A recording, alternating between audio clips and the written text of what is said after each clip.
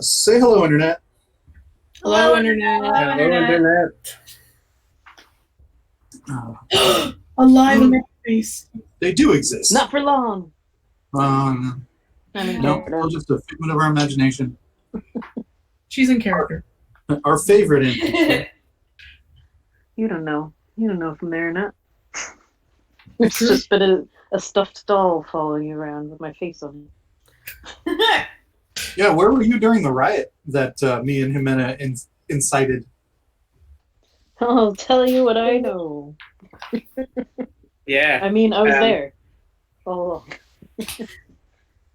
Evie was busy. Well, good. Isn't Evine always? We don't want her sitting on her ass. She's got work to do. Yeah. So the last thing that I have written down from last time is Luis is a snitch ass bitch. Yeah. I dealt with that. I handled that. That is on my to-do list. Yeah. Yeah, you those of you who were present for this will have noticed that a cleanup crew basically swabbed the deck of La Baleine Blanche after Luis left it. Yeah, no. I would have asked if they wanted a Jose to help with that, but I'm sure it's not the first time they've had someone's southerly bodily fluids evacuated all over their deck. He left some fluids and other things back there. Fluids. We get. He's got fluid. Oh, scrubs. But yeah, Product of your time. Evine, as a little side gig last time, Evine has received a note coming from Luna Maria stating that there may be a need for someone with your particular talents to help confirm a hunch that Salvadora has had regarding the whereabouts of the captain of the guards. So basically, as of last session, Evine basically did a little breaking and entering into a compound held surreptitiously by the Prophet Sword. So not entirely above board, did not fly a banner, but regardless, was very much owned by the Prophet Sword. And after some heavy-duty sneaking and listening in to a few conversations to understand where you were heading, Evine basically managed to sneak into an inner chamber where she caught a conversation between two members confirming that Landreville had been moved to the fortress of Santa Luna about a little bit less than a day of sailing off the coast of San Felipe. And while you were at it, after rolling a couple things on your behalf, Evine, you also managed to find a perhaps a little outdated map of the compound, who is now being manned primarily by a pirate crew who is not affiliated with the Brotherhood of the Coast. This particular outpost used to be a Brotherhood of the Coast holding. They used to offload cargo there and just like use it as sort of a midway point for people who did not want to stop at a city. It was built probably a couple of centuries ago as a naval outpost it is an actual fortress. It has since fallen into disrepair, and the crown is no longer maintained, meaning it's pretty much up for grabs as far as who is controlling it. So right now, there's a pirate crew hold in there that more or less handles the containment of undesirables, usually political in nature, but not all. There's some pretty hardened criminals in there. Usually either folks that the Inquisition wants to squeeze answers out of, or people that they feel should not be straight up executed, and they want to keep around just to either torment them or save their souls, as the case may be. There's some genuine, like, yeah, these people need to stick around a little longer to work out these sins they've committed. But yeah, they pretty much just leave them to the pirates, which not the greatest. Yeah. But yes, after that little excursion, you've managed to confirm to Salvadora and Luna Maria that Santa Luna is where Landreville is supposed to be held. You also managed to confirm the rumor by doing a little asking around the docks, and you basically, from ship's manifest and eyewitnesses, know that a ship sailed pretty much at night, the night that Landreville was supposed to be moved, headed in that direction, which is sort of an additional layer of confirmation for that particular little strand. So yeah, you're pretty convinced that you're on the right track with this. Salvadora corroborates your assessment. And in the meantime, Ricardo went back to the ship to sort of pass the news to the rest of the group, who have agreed to leave, I believe, the next day, unless I'm mistaken and you have other plans. That's what I wrote down. Cool. No, I'm pretty sure that was what we talked about, was like leaving like in the morning, like as soon as possible. Yep. Yeah, because it was less than it was about a day sail, or was it farther out than that? Yeah, it's not a full day sail to there. So basically, if you leave in the morning, you'll be there probably like mid-afternoon or so. It's not super far from the coast because it used to be a naval outpost, so it's not, super far out there, but just enough. I mean, it's probably going to take you a couple days, unless you knock it all out in one day and sail through the night. You can probably be back by the next morning, but you're not exactly sure how long it's going to take you once you reach that spot. I need to have a Jose meet Luis tomorrow after he gets off work because I'm not going to be around. I'm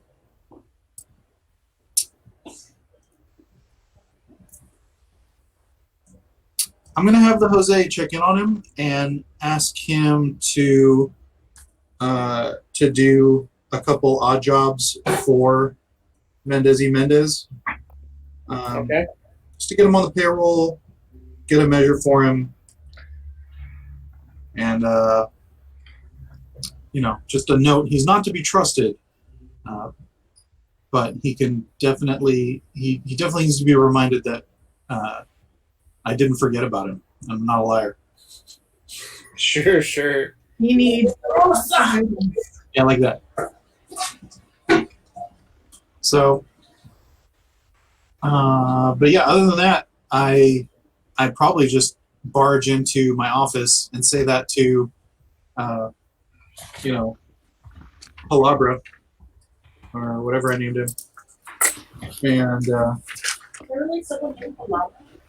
well, I named him that, so yes. Well, we got to differentiate which Jose is which. So Jose Palabra is the one who's the secretary who runs the office day to day. Right? Right. And the one who's like sort of German, that's Jose Espada, because we use him as muscle. Right. He's Vodace, but who's Oh, Vodaci, thank you. who's looking. And then the 8-year-old urchin is Jose Correo, because he's the one that does all the running around. That's right. I'm getting a head shake, a slow head shake. So I guess I've done my job. And then the dog is Josecito Perrito because he's a little doggy. He's the most essential Jose. And the girl is Josefina. Yeah. I have a Jose Viejo as well. I'd forgotten about. Old man Jose? You have an old man, Jose. Yes, I do. I think he's an honorary Jose. I think I told him he could be a Jose if he so chose.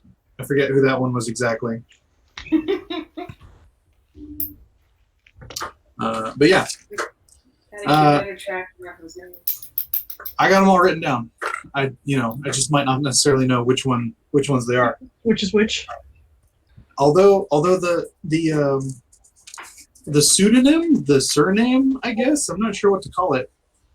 But yeah, Jose Marinero reminded me that we have a couple lads down at the docks, so that's pretty good. But yeah, after I leave that message, I get back into Megan. Again. Sorry, I'm messing with the cat. No, that's fine. I'm just chuckling at you. Yeah, I hike back into the house, and I'm just slinging all my stuff together again. And I let what is the name of our cook? Because I did not write it down. Augustina. Augustina. Tina and Xavier know that we're going to be out for a day or two. So, just as a heads up. I'm sure they are, I'm positive Xavier already knows. No one Right. can tell him. Well, he went on an errand. That's right. He did go on an errand. Yeah. It's been a minute.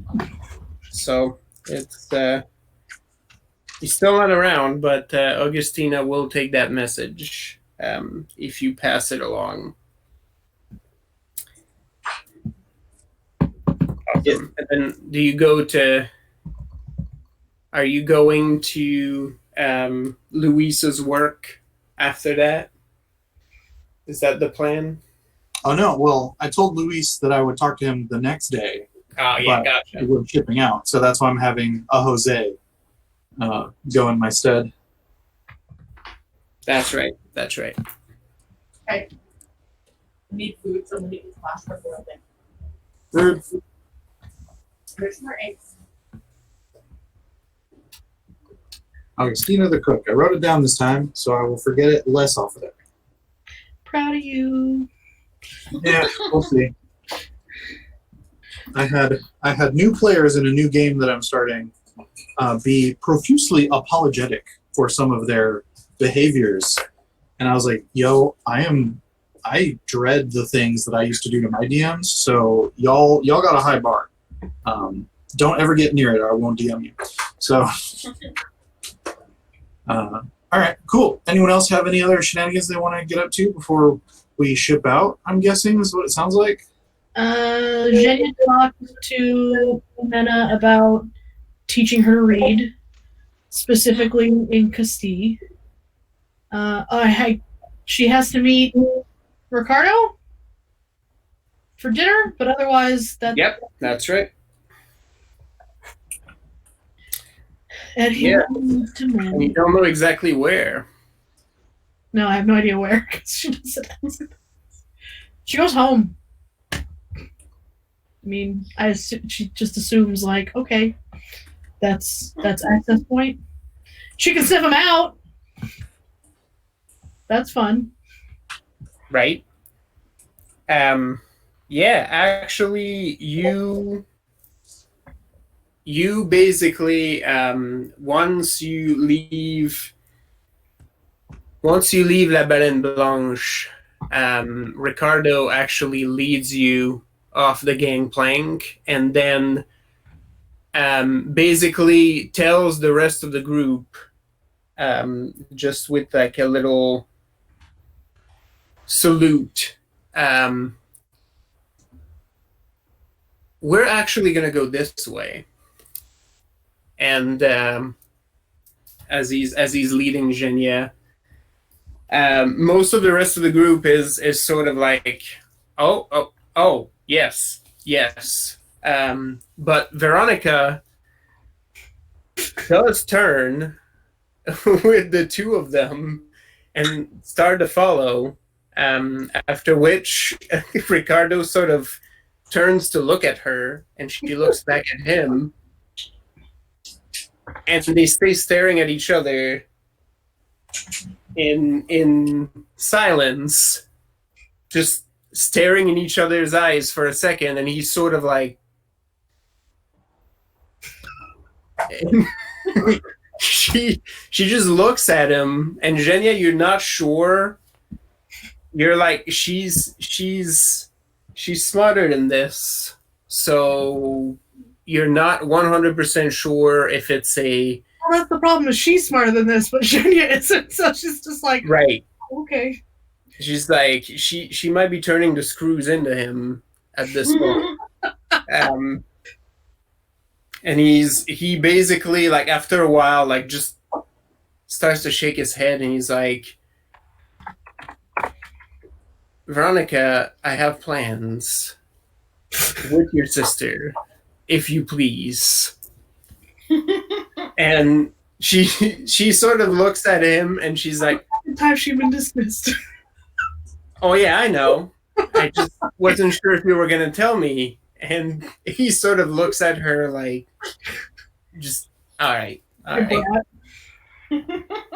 Get out of here. Right. She was yeah, and she hangs like for just a moment too long after that, and then she's like, have fun, and sort of turns around. Genia gives Veronica her pack. Ooh. Ooh, She's got bags in her boots. She need the whole pack. They're not going anywhere. Ooh. Yeah, that's her back is showing. Ooh, right. That's true. That's true. Scandalous. Nina, are you sure you're okay without your blanket? Well, she carried around everywhere because she didn't consider anywhere home. And she's just said that she's home. So, no need to carry it around anymore? You're my pack now, Ricardo. That's right. Get on my back, man. And by that I mean I will wear you around my waist. Ricardo can't blush fast enough till it becomes weird. Right, without passing out. Yeah. Just for all the blood rushing to his head, and it's like, He just turns into an anime character and blood shoots out of his nostrils and just passes out. yeah. All the blood in my body in one spot. Like you do. All right. But yeah, with that, you veer off the beaten path. Veronica gets back to the rest of the group, which would be, at this point, Jimena, Marlena, Rethold. I believe Ernesto is still hanging around because you're still around the ship. Even though periodically, as you discuss things, he's very preoccupied by marine wildlife or different scenery. I don't know why he would at this point. We're discussing stuff that's going to concern him and the ship at this point. Well, yeah, but there's just Plausible shitty deniability. Okay, Yeah. that's fair. The less specifics he knows, easier it is to be like, I was just on the ship when it was happening. There was a whale inland. It was the weirdest thing. Yeah. It's like, I just came here for the To watch the dolphins. Maybe I he's don't like know a anything about pirate vampire and needs to be invited to the conversation in order to listen to it. it. Yeah. Saw a I mean, black he's seagull. Castilian, You ever seen a so- black seagull? He hears all the conversations without. Oh yeah. Yeah. His gossip radar is strong. He's just, he's just like there's things he doesn't want to be involved in, just because he'll get involved in it just just enough, as much as the captain deems necessary, and then the rest is like, I don't gotta know this. And Evine, you can arrive in this whole scene whenever you choose. Your trip is pretty much done, and in true Evine fashion, I will leave that up to you, how long you've been there. Here. Even when I wasn't. Yeah.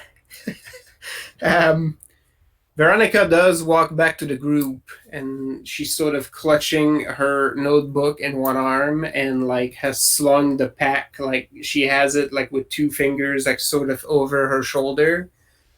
And she's walking to the group with her eyebrows sort of cocked and sort of leans in and is like, she gave me the pack.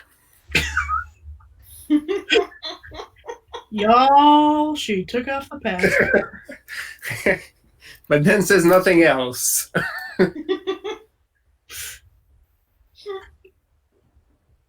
And she sort of shrugs. Like, the backpack is this like almost sentient thing. Right. It's a full entity in this game. Right. I mean, I think some We people have might to have be at least surprised. one inanimate object to cling on to. Yeah. Might as well be the pack. I mean, it's kind of Mary Poppinsy anyway, because she's got shit in there that, like, constantly pulling out crap.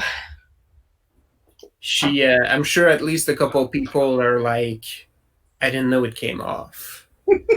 But I guess I it mean, it wasn't attached. Wow, are you ready to be an aunt? All my life, there was a lump on my back. Turns Right. out It was my twin. They found teeth in the lump. teeth and a I spinal collected them. column. right. Yes. I collected Oh, God. them. I mean, it's October, so that would be the perfect twist. It's like, Veronica, you have another sister, and then you pull your tiny deformed sister out of your bag. In a jar. Right. We don't eat that one. It's just like a little crone, right? Yep. In your backpack. Have any of you heard the expression Nelson's blood? I have not.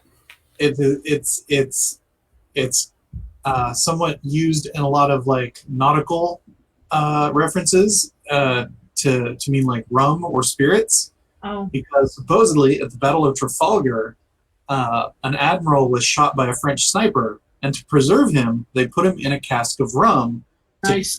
to take him back to England, so he could be exonerated and properly laid to rest. When they cracked the cask, when they got back to England, the cask was empty of all liquids but the good admiral, suggesting that He was not dead. everyone on board was had a little of the admiral in him. Kept imbibing. Yep. Oh, that's taking him with you. Right. Whether you like it or not, I had never heard this. it's Before. delightful.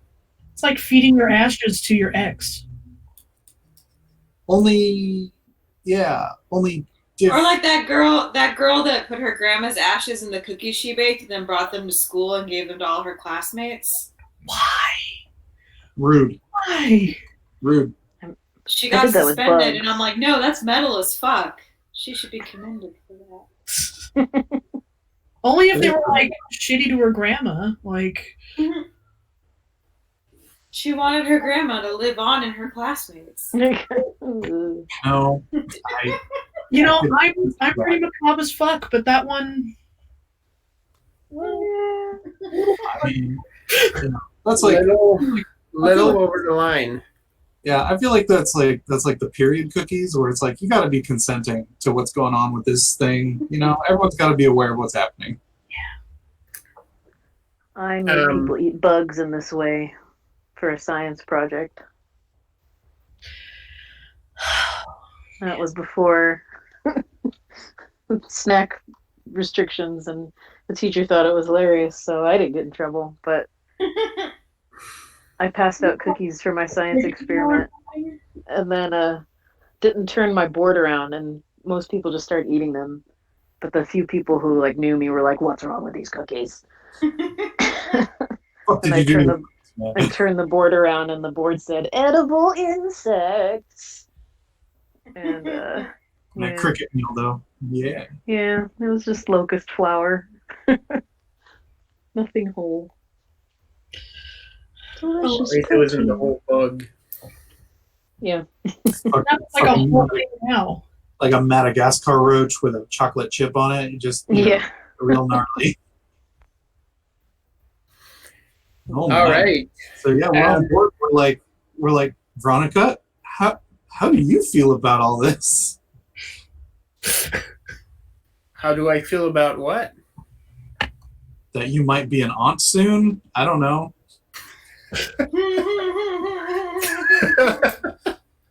Right. She sort of pauses and she's like, I don't know about that, but I think he's okay. Yeah, we're not sure your sister knows about that either, but yeah, we agree he's okay. Well, no, she knows, but you know, he's gonna have to work up to it, and I don't know. You know, that's the kind of man he is. It will take time. Yeah. 8 years later. Right. 8 Good years luck, later. bro. Shania, we're 80 now.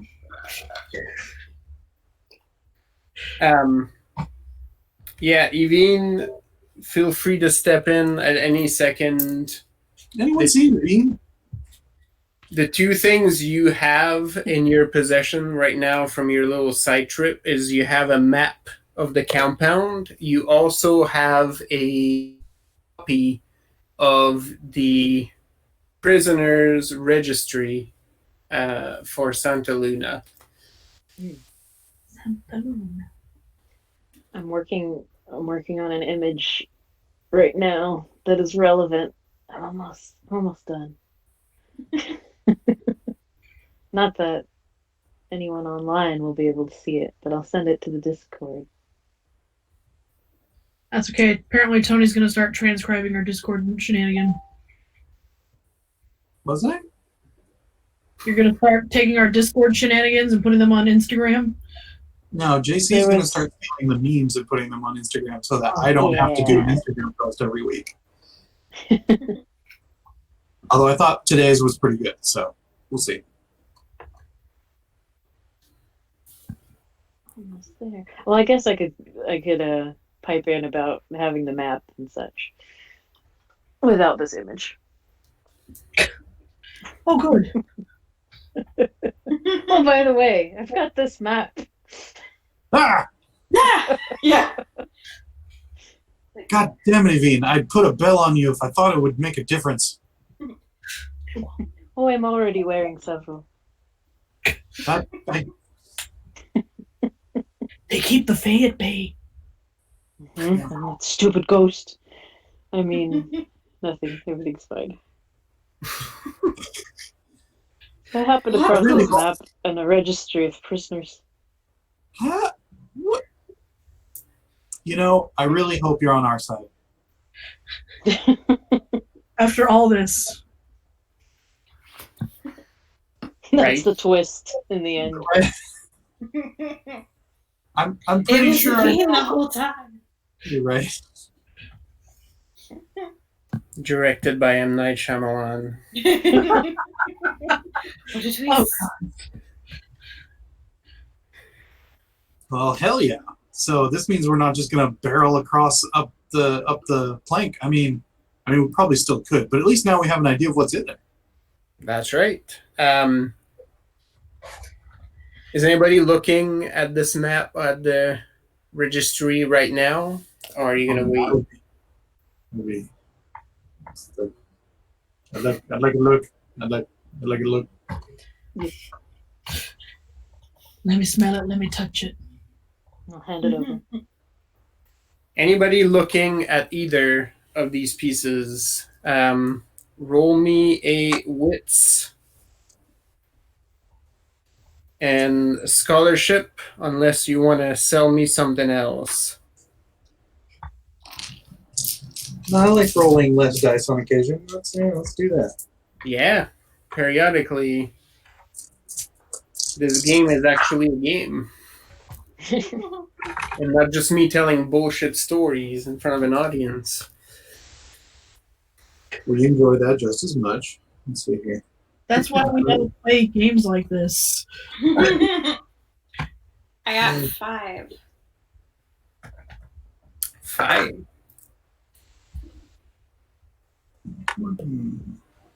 Jimena is like looking over his shoulder at the map, being like, oh, like reaching around his face to point at things. just sort of Just peeking through. Incredibly obnoxious, especially since Jimena is like way smaller than he is. Like reaching around his waist, being like, oh, what's this? Oh, I recognize that name. Jimena's head is poking from the side, like Scooby-Doo style. 5, you got 2. She's like Red on his shoulders at some point. Just being like, oh. Sturdy as a rock. Doesn't move. Rethold with 2. The prisoner's registry, you sort of thumb through, and you do catch Landreville's name in it, which is enough for you for that registry. You're like, the man we're looking for is here, good enough, right? But you do sort of turn your attention to that map, because that's where your focus goes, and you're sort of looking at it and you're thinking, we're probably going to have to do a bit of prep to do this. This is a marine fortress, and it's basically built to take in, a naval siege, right? You have no idea how many people are actually manning this thing. Probably not a full regiment, and they're pirates, right? Like not an army, but still, the fact that the docks are, facing this sort of wall on the cliffside, where there looks like there might be, basically it's a real defensible spot. You're like, well, surprise is probably on our side. They don't know we're coming, so, they're not going to be sitting there waiting for us to come, but still, we probably should come up with some strategy for this, unless, we just ram through and do it like we do. But you're looking at that little sinuous path past the first wall, and you're like, it looks like there might be gun spots over there, so might be sitting ducks for a bit if we're trying to go that way. If you do spend a bit more time with the map, you're like, no fortress like this would be built with only one point of entry, so there's likely some other ways in. Maybe they're not fully recorded on this map, but based on your knowledge of how these forts would be, like, you can sort of infer a couple if you spend some extra time just on it. Cool. So for you, Jimena, you actually thumb through the registry. You let him sort of look at this map. You're like, it's a fortress on an island. There's walls and there's rocks and there's some docks. Good enough, right? But you do look at this book and you thumb through the registry and you confirm Landreville's name is on there. There's names of people that you sort of recall, not that you knew them personally, but people who may or may not have mysteriously vanished from involvement with the Inquisition, I guess, previously, that you suspect, right? And then you actually stop on one of the pages because one of these names you do recognize. It's actually your cousin. Oh, shit. Rodrigo, who is your cousin from your mother's side, meaning he was part of that leg of the family that was hunted down and persecuted for having the gift, and was supposed to have been dead. At least last you heard, he had been hunted down and put to death like so many of your family members. But there's his name. And it seems like he's been in for about a year, which is less than you would have thought from where he disappeared. He's been gone much longer than that.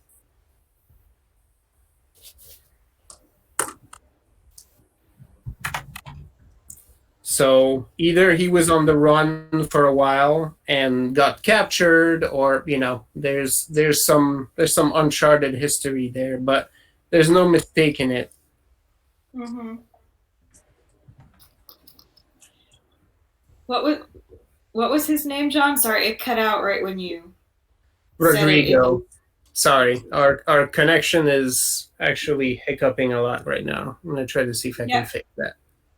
My computer's fucking up also. Everybody's video keeps either disappearing or freezing. So I don't know if that's my computer or...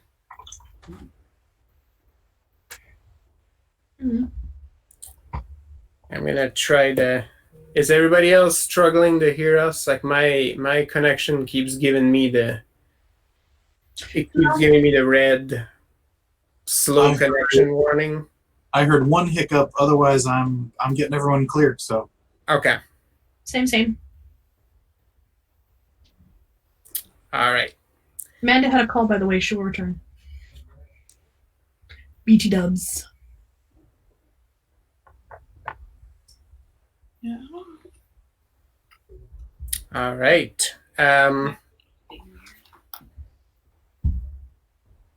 Perfect. So taking this note here.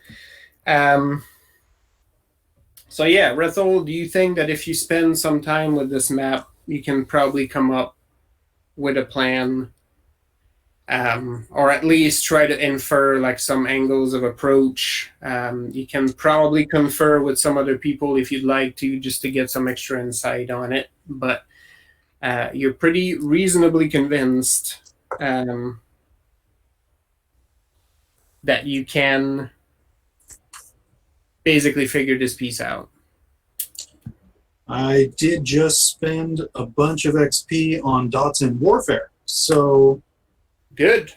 as a pseudo mastermind of the group, I'm like, no, that feels justified. So yeah, I think I definitely would like to I mean, I've claimed my bunk. I'm on the ship. We should be back in a day or two. So if anything pops off while we're gone, we should be able to address it when we get back. So yeah. Does Jimena say anything about the ledger, or does she just sort of keep that to herself for now? Jimena gasps and then starts like rapid fire Castilian, which is she's swearing, but you wouldn't know. And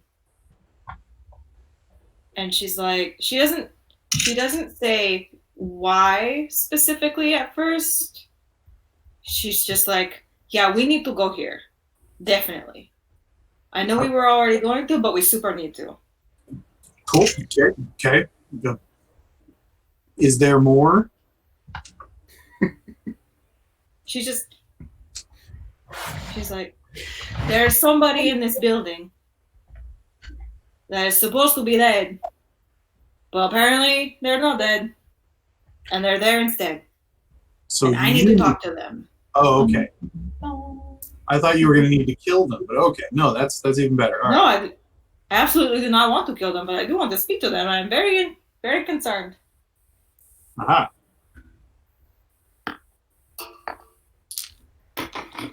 Hey, Amanda. I'm muted. Oh, no. I said I'm back. Or was I ever gone? Frames.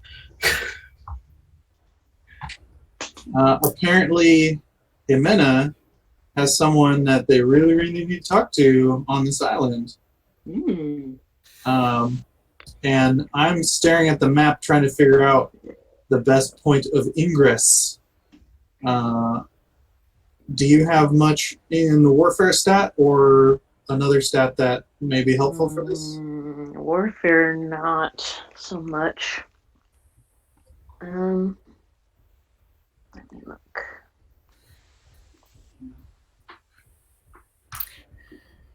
You can actually do a scholarship roll too, Amanda, if you want to infer some stuff about these two pieces. Okay. Wits, though, as the base stat? Yeah.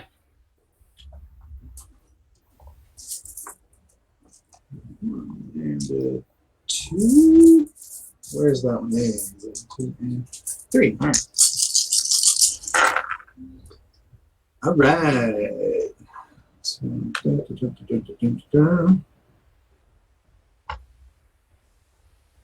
ooh, maybe I want to keep those. Let's see. 1 and 6. 2 and 8. Yep, should have kept those. Oh well.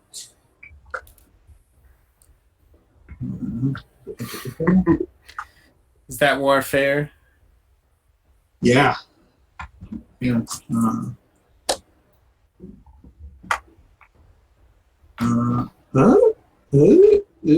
Yeah. All right. 2, 4, 6, 7. 7 successes for wits plus warfare to figure out the best way to attack this thing. Before even seeing it, because I'm hoping that there will be places in disrepair as well that we can just like climb over a low wall that's fallen over.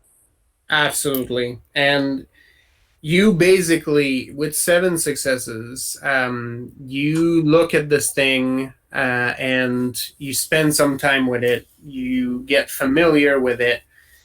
And you find at least 3 good spots where you could feasibly come in that would not be knocking at the front door. As much as there's part of you who is like, that's our MO though, is knock at the front door and then I'm gonna ask. to be polite and then kick it down and take whatever we have. It's you're like, well, in this case we can still do it. We're just going to use a different door, right? And there's 3 different spots. One of those is exactly what you mentioned.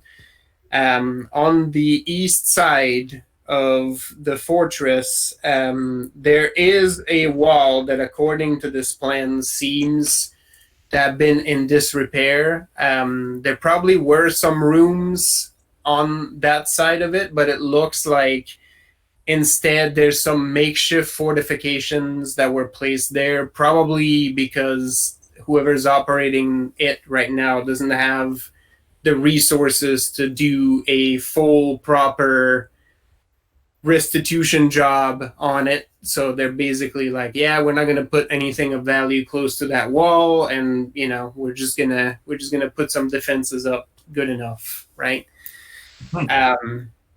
So that's a possible spot of approach. It will require some climbing, so that's a consideration. That's one possibility. There's also a lower wall on the opposite side of it. This one is a proper wall, but you do notice at least a couple spot where you could take a small party, again with some climbing, if people are like physical enough. You would have been able to sort of slowly make your way up that little wall. There's a chance that you will encounter some opposition on there, but if you drive hard and fast, you're going to be able to take down people and potentially make your way into the fort. It's less defended to your eye than the front of the fort. The problem with that is that you're going to need a fast ship, because moving to that side of the fort without getting spotted is going to be tricky. So you basically going to have to haul ass if you go that route and pull the ship quickly so that you can basically rush into it before they can muster some defenses on that side. The last spot is actually in the back, and on that, this is purely your gut. This is your instinct looking at this fort, and you're like, if I was to put an extra dock on this fortress for loading and offloading merchandise away from prying eyes, which would match, hey, it's held by pirates. Even when it was a brotherhood holding, chances are there was some clandestine stuff going. You look at the spot at the back of the fort where there's sort of a little indent on the island, and just looking at how it's built, you're like, I can't know for sure. This map doesn't tell me. But if there is not a secondary hidden dock in that area, I'm going to be really upset with myself, because everything tells me there's got to be.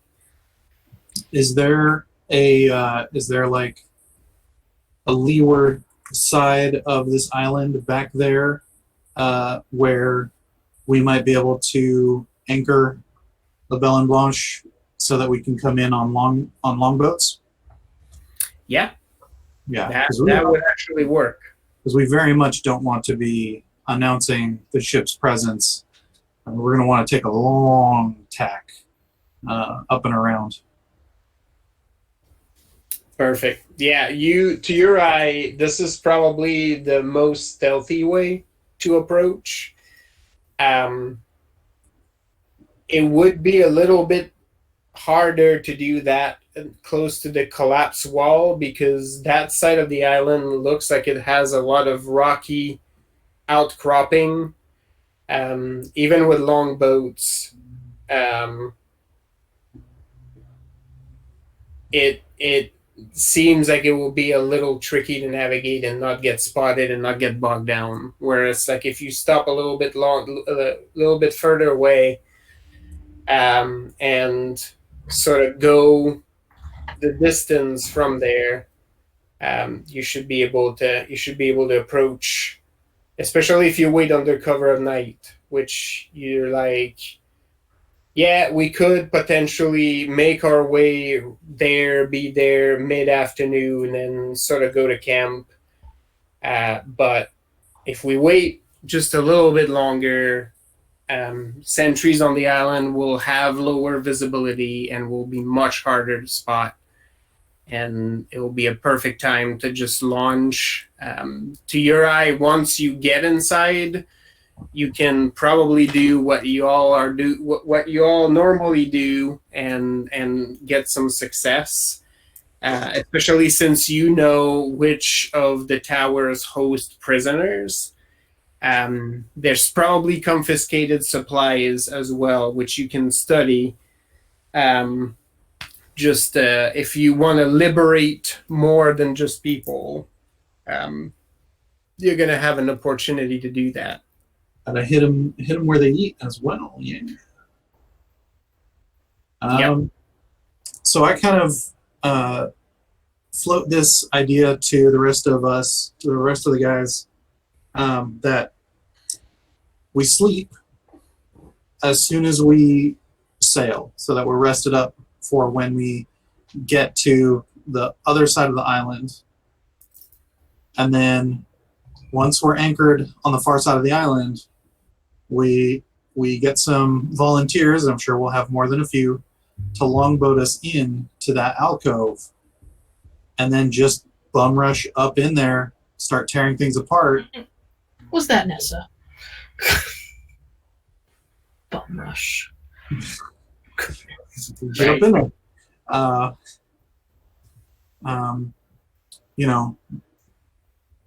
Jailbreak / pillage and get back out. What is there any sort of intel on how many of these brigands there are? Not much from these two documents, because there's not much talking about the current holders of the fort. The map basically is probably at least a few years old, so it doesn't really mark any personnel on it, and the registry of prisoners is mostly just that. So there's not a lot to go with numbers. Evine, from her little excursion,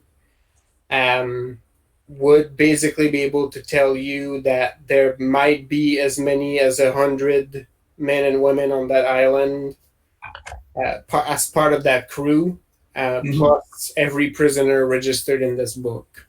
So I had a 6, by the way, all that time ago when I couldn't hear anybody. Perfect. So you'll have gleaned some information on there as well. Perhaps she might have an idea of whether or not we should rescue some of these prisoners.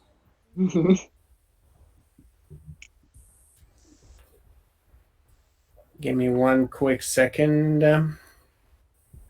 Well, there's at least 2. Yeah, no, like anyone imprisoned here by the Prophet Sword, like I'm more than likely inclined to believe that they're, political prisoners, activists, that sort of thing, that they're people that I think would be fine to liberate. But just in case they got a few right, we don't want Hannibal Lecter back on the mainland. Yeah, it's true. Oh, fuck. I already like this. Cat. She bit me. Oh. I was trying to give her pets, and she bit me. Apparently I was not petting her the way she wanted. If I had $1. I was like, I just saw a new scar the other day on my hand right here, and I was like, where the fuck did that come from? I'm like, oh yeah, cat.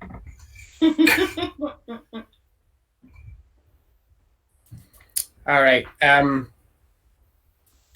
Evine, with your 6, you recognize multiple names in the prisoner registry, primarily because they're not people that you know personally, but you've been keeping your ear to the ground. And since people have been talking about Juarez taking over here, people have been saying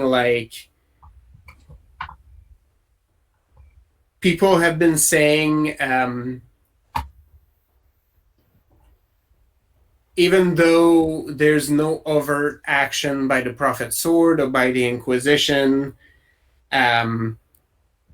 people are disappearing in the city. It looks very nice on the surface, and that Inquisitor looks nice. And, he's telling people what they want to hear, but dissidents are still disappearing, which is how you got your dog. When you investigated a home full of people, and their owners were nowhere to be found, and that dog was starved, right? Since then, you've been sort of listening around and trying to figure out, is there a pattern to this? And you recognize a lot of the names from people who have just up and vanished from the town, actually held at this facility. This is where they've been disappearing people to. Yep. Probably couldn't hurt if we just set the entire prison free. Hey, as long as there's no names on here that we recognize as obviously bad people, then okay. Mm-hmm. So there's a click in your head, Evine, and you're like, this is the place. This is where they send their undesirables if they don't outright kill them, because they're going to try to figure out if they're organized or if, they have other dissidents. So in your head,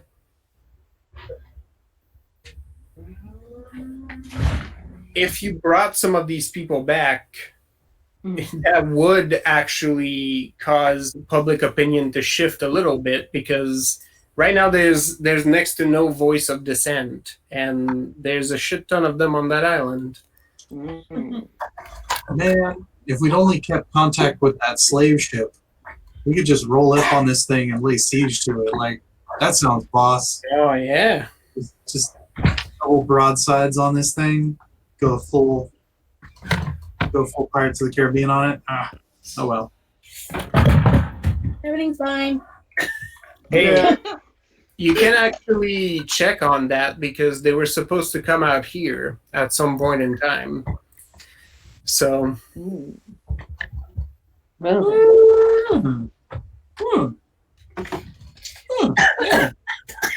I stepped down. Okay, bro? Don't die. Oh no. Is everybody okay? I dropped my iPad. I unplugged my monitor. Had to plug it back in. Choked on my own spit. Everything's wonderful. That's having a great time. Watch Good yourself. Please protect yourself, because that sounds like some Final Destination bullshit. Have a moment. Start rolling better. That's what's up. Rude. I saw a thing that someone or I don't know if someone's actually selling it, but I think it was like the official die of 2020, and it's just a D20, but it's all ones. All the same. Yeah. All bullshit. Nice. I go over to the edge of the railing, and into the dock I yell, Jose! And like 6 of them prairie dog up out of nowhere. Well, I mean, Jose's a very common name, so there'll probably be a few who are like, okay? Do you mean me? But, the Jose's who know that I'm talking to them will hear me. Jose Correo is the one that comes running. Hey, when you call out. Just like beat him with a silver piece. I'm like, you're the best one. Whack. We don't have favorites, but you're our favorite. Yeah, that's right. I flip it up, like right below the dog. You rank real high. Anyway, I flip it. Snaps at attention. Yeah, and I'm like, is there an Afridi, a big fat Afridi looking ship? Or right? It was an Afridi look, or was it a French ship? That particular ship was actually Crescent. Oh, Crescent. There we go. Yeah. I'm like, is there a big fat Crescent cargo ship docked currently? He sort of pauses and looks on shore and says, I'm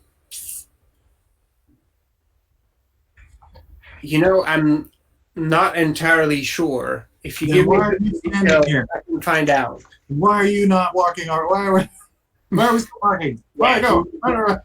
He looks like he's taking a beating. But yeah, he asks you very sheepishly about a few extra details. I stopped yelling over him. I go, that's fair. Okay. Crescent ship. You're looking for these kind of crew members on it. It's probably flying. It should be flying a Castilian flag. Because if I remember correctly, it's basically subcontracted to this ship. Yep. So yeah, I give him a few of the generic details that it should be publicly obvious. He sort of nods like he's absorbing all of that information, and he says, "Anything else? I'll go check right away. I apologize." If you see anyone from that crew, tell them the ones who killed the angel want to talk with them and bring a representative to this ship. Okay, yes. You've got it. And he salutes, turns back, and he's off running, dodging in between two dock workers to avoid interrupting his stride, and he is gone. I look over at what's his name? The Castilian who's constantly interested in Ernesto. I look over at Ernesto and I go, that was rather poetic, wasn't it? I like the sound of that, right?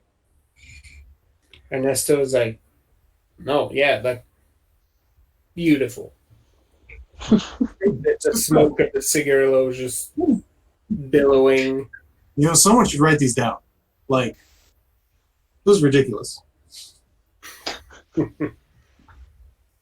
you guys have a chronicler? On this ship? Well, technically Magnus counts. I mean, yeah, me too. I look over, I'm like, Victoria, or what's her name? Veronica. Come here with that book full of evidence you're carrying around. Write this down. True story. And after the prompt, just starts writing down everything that you tell her to. Just jots it down. I tell her about the event at sea. I'm like, so there we were, murdering the hell out of these guys, and this motherfucker sprouts wings. So we murdered the hell out of him too. She looks fascinated. I got drenched in his gross blood. It was terrible. Your sister bit him and ended up biting herself. The only time she was actually injured. That's right. That's right. That was the thing. Hell yeah. Yeah, so she's writing all of that, like, but I mean, after having spent so long trapped by a similar kind of creature, it doesn't seem so far-fetched. No, right? And I let Ernesto, contribute as well as a primary witness. Oh yeah, no, he's okay. He's not looking at the conversation, but like periodically you get a nod from him, right? Like that shows he's paying attention. But yeah, you get that extra witness. Evine, do you do anything with that extra information you gathered? Well, definitely share that with everyone. Mm-hmm. Everyone. Sounds like it's gonna be big. I mostly want that second ship so that we have enough room to carry everybody. Yeah. We can have them anchor or, just sort of becalm themselves a few miles out so that they're not in sight of the port. And then once we liberate, we can make some transfers so we're not all crowded on the same ships. And so we can filter people out when we get back. Mm-hmm. So, yeah. Cool. I want to know how Zhenya's date is going. Yeah. Right. I want to know a little bit. Do you? That's a pretty good idea. Pretty good. Thank you.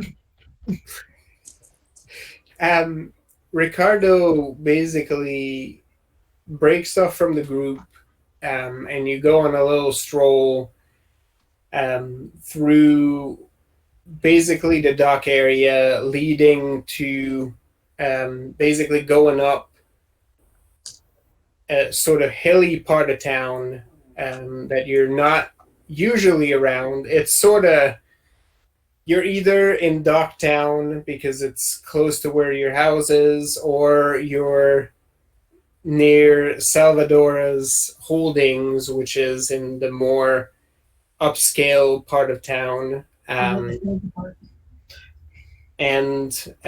this area is neither. It's a beautiful side of town, fairly nondescript. Doesn't look like there's a lot of money going around. It's not a slum, but definitely like a working class sort of neighborhood. And as you walk by, Ricardo basically just maintains a regular conversation, and you're just chatting about this and that. And eventually, as you pass through the neighborhood, you come across this little circle that has a tiny little chapel, and he basically points at that circle to a spot that looks like it used to have houses, but now looks like overgrown, and is has a few trees growing there, and says, I actually grew up here. Our house was right by this tree that you see back there. No, not a tree. Can you read this? Destiny. He does know her way to her heart. No one has a tree. Fucking tree. He basically says, after my father died, my mother just didn't have enough for all of us, so I started to do odd jobs here and there, and I started working at the docks. And as soon as I was old enough, I ended up joining the military, so I could send a stipend back home. And he pauses for a second as he takes off his hat and says, I was actually not old enough, as I recall. I fudged some of the original documents they asked of me so I could enlist early because my brother and my sister were still way too young and the family needed us. And he stops at this spot where you actually see some of the old foundations. And he says, turns out a soldier's salary is still not enough. So after a few years, she had to relocate. The house fell into disrepair, and now it's this. It's been reclaimed apparently by the greenery. And he sort of stops and looks at it, obviously caught in some moment of reminiscence. And after a bit, just says,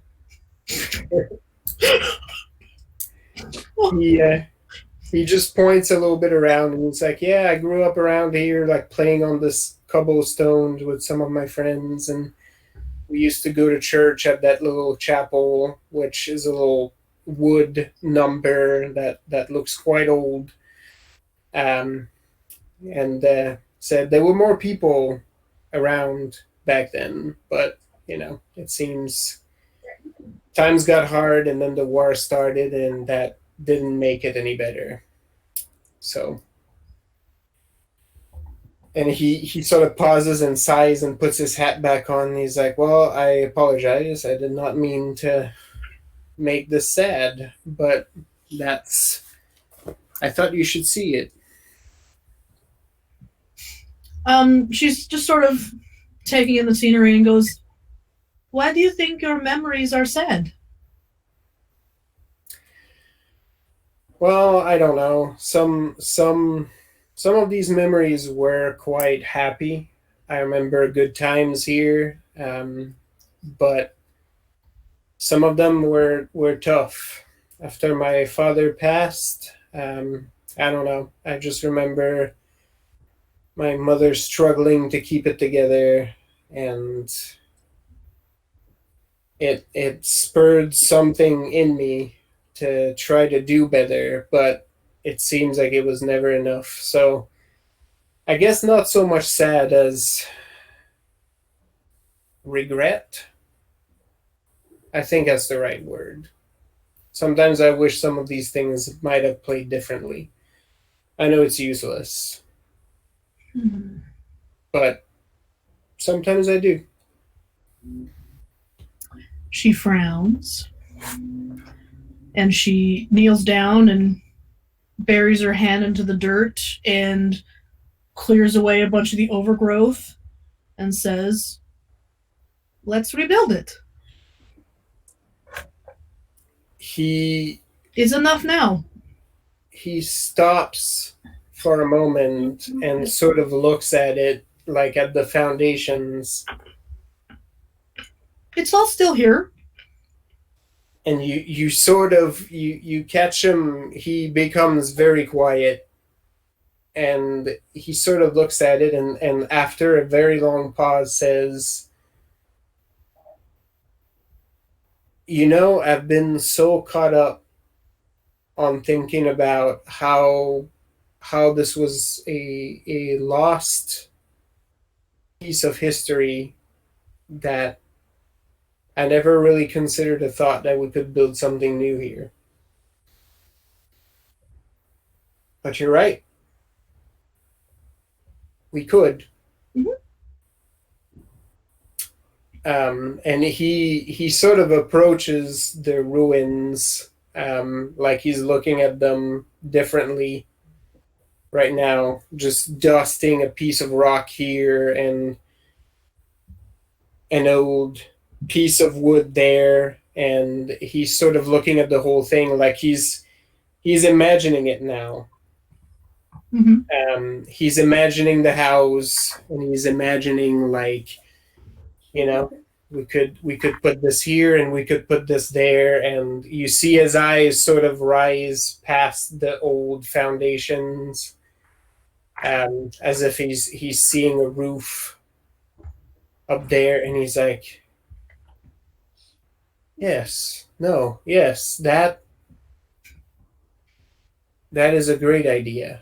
Why? And he sort of turns and grabs Zhenya by the shoulders and just like looks at her and is like, "This is why I need you with me. Why did I not think of this?" And gives you a big old hug. And you hear a very soft thank you. That was the answer that made the most sense, and yet I missed this. That's why I need more of that sense beaten into me. She playfully like punches him in the side. Have more sense. I have much to give. He basically stops and says, so it seems. So it seems. But you feel the like, I'm so glad this happened, that came from him. It's like, I would like to think that this was my plan all along, and that I took you here on a stroll to tell you, let's build a house here. So I will pretend and take some of that credit, if you don't mind. Of course. I would not have thought about it if you did not tell me it was here. Good. So I'll plan that this was. I'll pretend that this was my plan all along. Okay.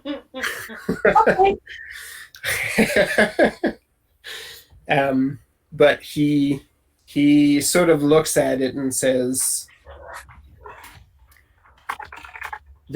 that's a good project. I can stand behind that. We'll start to work on this. It's been a few years since I've built a building, but it's like riding a bicycle. You don't forget. That you don't. Are bicycles in this time period? Let's pretend. It's like riding a horse. You do it once, you can do it again. Wait a minute. No, I don't think so. No, it makes sense. So yeah. But yeah, he sort of pauses there for a moment, like he's sort of solidifying the image of that spot, and he's like, when we're back from our little boat trip, I will go and we'll ask about purchasing that plot back over. Not like anybody is doing anything with it anymore. And he sort of almost reluctantly starts to pull away from the house and sort of leads you back towards the little chapel, where you take a little side road and you get more stories about what he used to do there, and that's the road his dad used to take to work, and that's the little spot behind this building when he and his friends would get up to no good. And yeah, like you get a little bit of insight into the spot where he grew up until you reach this little, it looks like a little inn, or maybe like a little tavern or restaurant or bed and breakfast. Yeah, like it's an old building. It has an old sign on it. It's slightly dilapidated, but there's this old man standing by the door who's like sweeping, and at the sight of Ricardo, like sort of leans over the railing.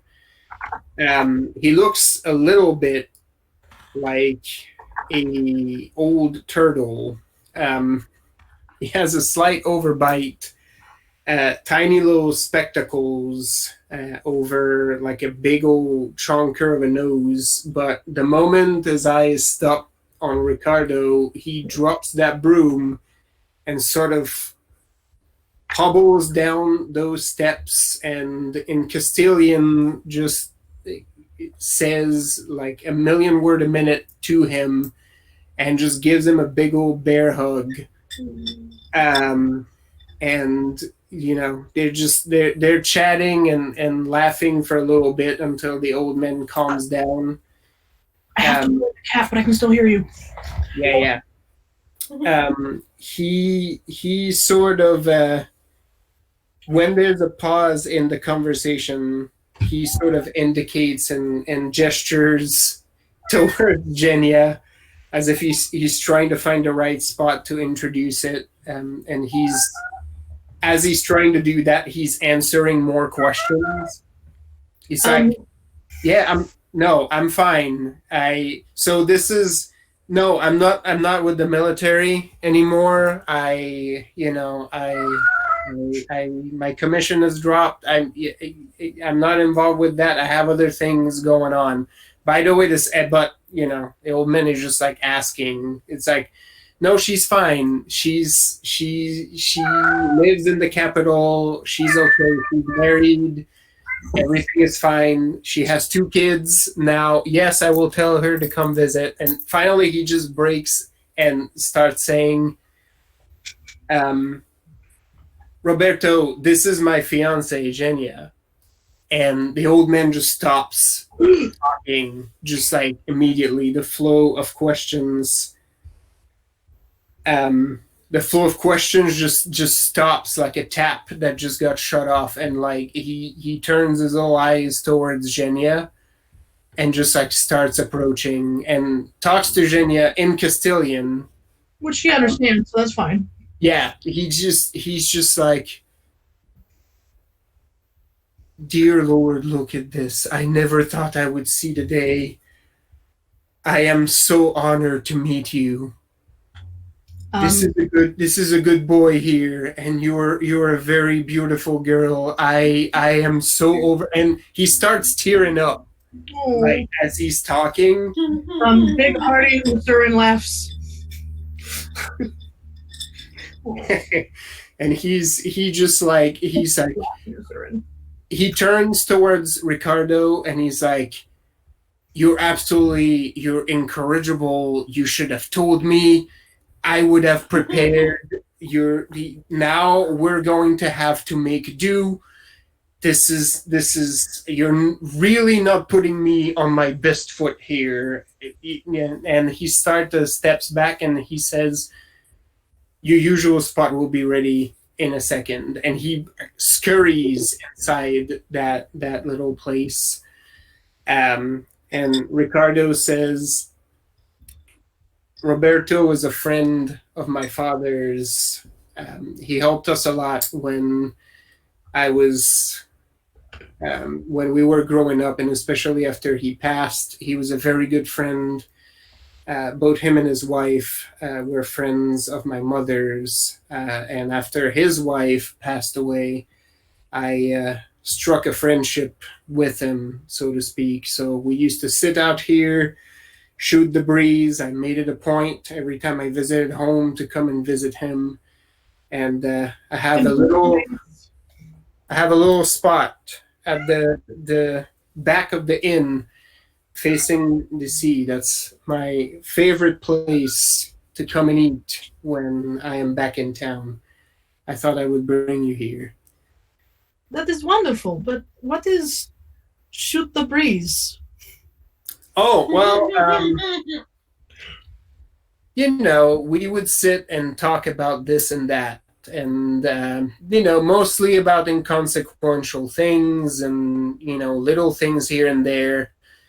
Sometimes I would talk about my father, and he would talk about his wife, and we would sit in silence, and, sometimes we would just chat about whatever, and how bad the winter was this year, where it was raining constantly all the time, and talking about birds and about boats and about my time in the military. He was always very interested with that. He wanted some good war stories. And he sort of pauses and he's like, unfortunately, I don't have many of those, but I have war stories, not the kinds that he wants to hear. But after a while, you hear a yell from inside the little inn, and the old man is basically like yelling at both of you, like, come in, right? There's a very tired looking boy working frantically inside, and he sort of leads you through the back of that place and opens the back door to what is a very sparse little terrace on the cliffside of the city. It's not necessarily the best view in town because there's like a lot of trees and like buildings like in the way as it takes like a rapid descent, but you do get a view of part of the port and most importantly the water and sky. And he sort of leads you to that spot, and there's this one table with a white tablecloth, and you notice all the other tables are rickety and old. There's a lot of mismatched chairs, right? But he leads you to that little table and very quickly brings a candle that he lights. You notice that he's now wearing a dirty apron, right? And he's basically is like the usual, and Ricardo says, yes, that'll be good. You don't need to, you can relax. It's fine. It's just the two of us. We're not in a hurry. But he's like, no. That will not do. And I'm still upset that you're already betrothed to this woman and you did not do your proposal here. He's like, well, that's a story for another time. I don't know how this happened. That's not how that worked. That's not how any of this worked. Once again, just laughs in Usurin. Right?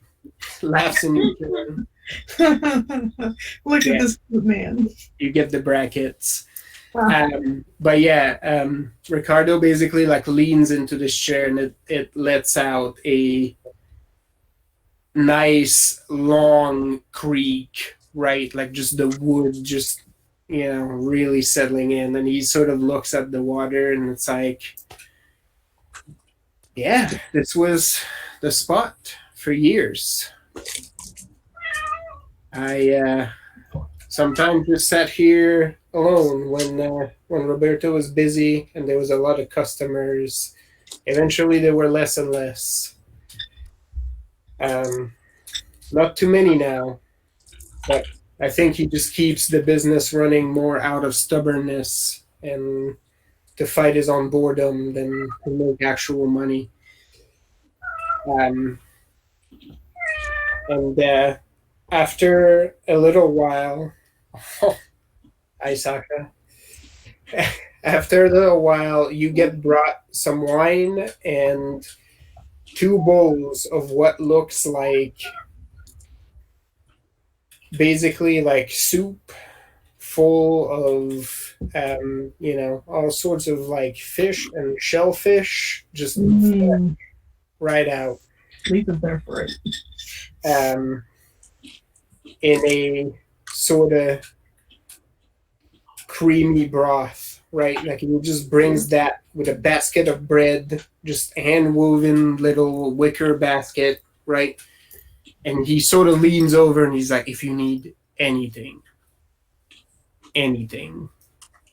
you tell me. And he sort of pats your hand, Zhenya, and he's like, you tell me, because this boy will not talk for you, all right? And Ricardo was like, why you gotta do me like this, old man? She said, sit with us. And he sort of like, oh no, I couldn't. But I want to meet Ricardo's family. Nice. And again, you say this F word, and he sort of pauses, and his hands are not dirty, but he keeps like cleaning them on his apron, like he's rubbing them. And you notice that he's doing it because he's trying to fight the lump in his throat, and he's trying not to break down in front of the new baby. It's my specialty. But after a while, Ricardo's like, just Blunt kindness. come sit with us. And he pulls another chair, and he grabs a cup and fills it with wine. And the old man, that's right. The old man sits with the two of you, and much to Zhenya's delight, you get quite a few stories about young Ricardo running about this neighborhood, about him talking about being a soldier when he was way too young, and the kind of mischief him and his friends got into. There's a couple of sad moments as some of these friends did enlist with him and did not make it back from the war, but it turns into some good remembrance of old comrades, and just pleasant evening. That gentleman is so thrilled to have Zhenya there. You get about 100 questions, Which I'll get answered very bluntly. Oh yeah, he's delighted. She's like, see, to the point. You definitely have a lot to learn from this woman. And Ricardo's like, oh yes, I do. I will not pretend I don't. I do. But yeah, the evening goes like this. You get to watch the sun go down on the water. The sea breeze sort of picking up. And when as the sun goes down, like that view seems better minute by minute. You're like, I want to say there's some ambiance music happening. Oh yeah, totally. No, Yvonne followed. And the ambiance music seems to be getting louder. And suddenly Yvonne is there. It's the song from Lady and the Tramp. I'm going for Phil Collins. Right. Only You get in that drum Spanish. solo. But you probably don't notice, and she clears her throat and pauses the music. Ricardo chokes as a shrimp unceremoniously splashes back into his bowl. Oh, And hello. he looks very. He immediately grabs a napkin and sort of wipes his face, and then spends a moment just recurling the ends of his mustache. And you get that good voice that you have when something went down the wrong pipe, and he's like, hey. Very lovely evening. I just thought I'd stop by and deliver this package I picked up on my last recent trip about town? ? And she pulls out a little bundle that's wrapped in paper and hands it to Zhenya. Oh, It's like a foot long, pretty light. You could open it now if you like. Probably more cinematic if you do. It's for both of you. More what? Ricardo leans over the table. She looks at the He's camera and not- says cinematic.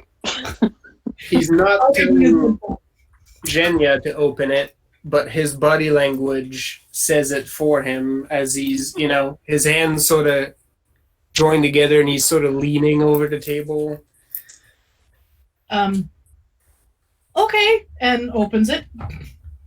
It's a Meanwhile- wedding gift, a pre-wedding gift, traditional. Oh,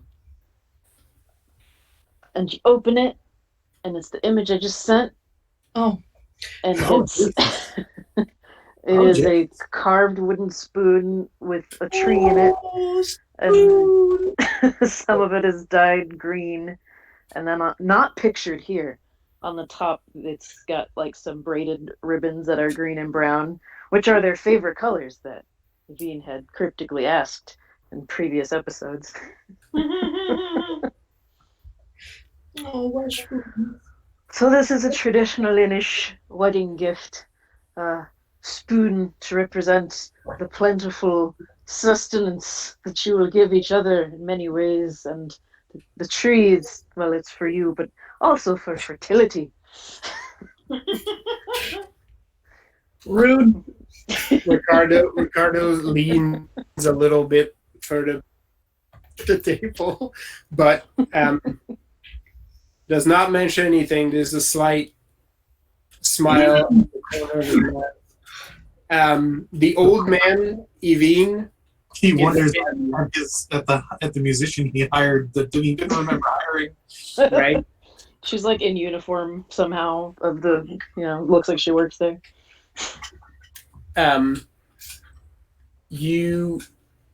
Evine, the old man, is on the verge of waterworks again.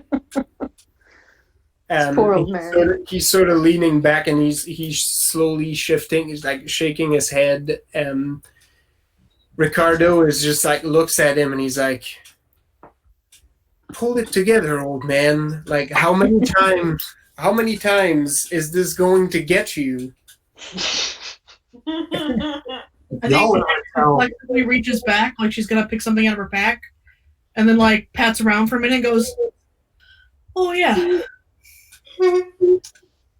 And like y'all are- looks around and goes,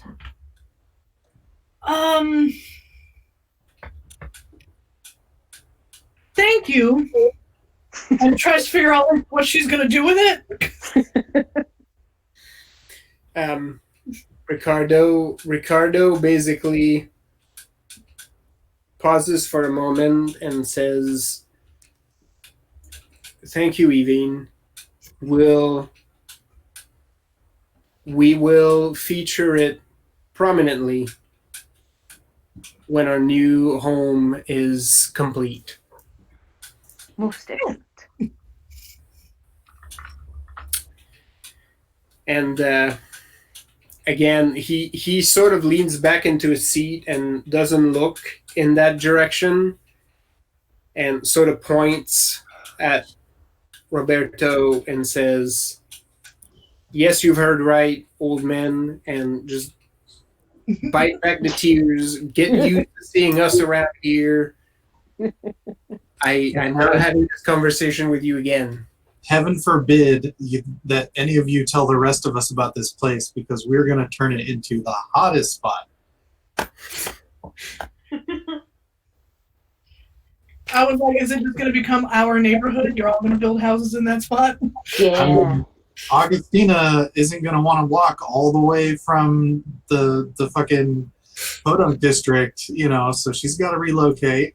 Yeah, you're going to have to build her a We'll just room, build a nice cul-de-sac. Mhm. right? We can put a fountain in the center. Xavier may or may not need a room. Zhenya, according to the intel that you have about his people, he probably sleeps at the roof upside down with his arms like this. He tears a hole in reality and he slips into there and sleeps Right. and comes back. There's that little chapel by the city corner. He probably can flap up there, up in the belfry, and just About fall back down. Sophia will be fine. Oh. After a bit, Evine, you get another chair pulled, and Ricardo is like, "Well, this is the trend. Come and join us. We'll grab another cup." And the old man is already up in the inn grabbing another cup. It doesn't match the other three, and just brings it in, and you get some wine poured, and you also get to exchange some stories, and you get questions. Now it's your turn to play 100 questions with Roberto as he's trying to figure out where you're from, and Ricardo is very amused at these proceedings because he gives Genia like a look over the old man questions, like, "Yeah, good luck trying to figure this out," and trying to get some actual answers out of this one.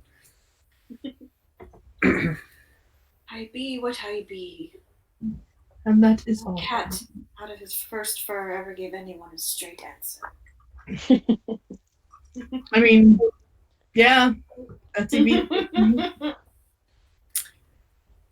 Genia's apple green eyes are crinkled and twinkly, and looks like she's not been this happy in quite some time. Aww. She just likes being around old people. Yeah. And Ricardo. Well, Ricardo, you're not 100% sure whether that was the plan, but he might have done it on purpose. We'll pretend. Notwithstanding the fact that this is also his favorite hangout spot, and it is actually quite nice. That food, by the way, is pretty amazing. Nice, hearty, just nothing quite like it. Like that good little hole in the wall, kind of local dish. Family cuisine. And yeah, quite a few more bottles are brought over the evening. Eventually, it is time to go as Roberto is no longer asking questions and is sitting in his chair at the table. The candle no longer tended to. It has since burned away. There's a good blanket of stars above, and Roberto is in his chair like this, just nodding off. And then periodically, just to take a jab at him, Ricardo is like, "Right, Roberto?" And then he's like, "Yep, yep." And he, and just gets roused right back. But eventually it's time for that old man to go to bed. So it's dark outside when you actually bid farewell. You have to promise about like 3-4 times to come back real soon. And you sort of get to leave outside. Ricardo asks Evine if Evine is still there. Are you going to walk? In fact, he will ask regardless before even looking. It says, "Are you going to walk to the house with us, or?" I don't want to impose. Confused face. Right? Ricardo looks at Genia and it's like, "Absolutely not. We'd be delighted." All right, then. And I was like, I know Evine and Genia both have cast iron stomachs and able drinker, but was Ricardo wobbly? well, Ricardo has a spring in his step that Oh, cute. your is a little uncharacteristic. He's definitely walking more loosely than he normally is. There's less of that military gait and a little bit more of a you would describe it as like there's more of a jump in his step, and you're not quite sure. There's definitely a bit more of a wobble. He walks slower than he normally does. And you notice a couple of times because he's giving the tour in reverse now that Evine is here, and the stories are getting a little bit rambly. Like it's starting to be hard for him to get to the point. So yeah, Ricardo, there's a nice flush to his cheeks. Poor cutie. Keeps hold on his hand so he doesn't wander off somewhere and totes him along. Good. All right. So you will walk back to the house. In that meanwhile, any other plans you all are partaking in? Nope, that was bad. Were we going back to our house, or were we staying at the ship? Rethel had already. What? Didn't you have to go pack before you stay at the ship? I mean, I guess that's true. Yeah. Rethel. Yeah, if Jimena goes back to the house, she goes out to her laboratory in the backyard and starts getting shit together. There's a strange green light emanating from the windows.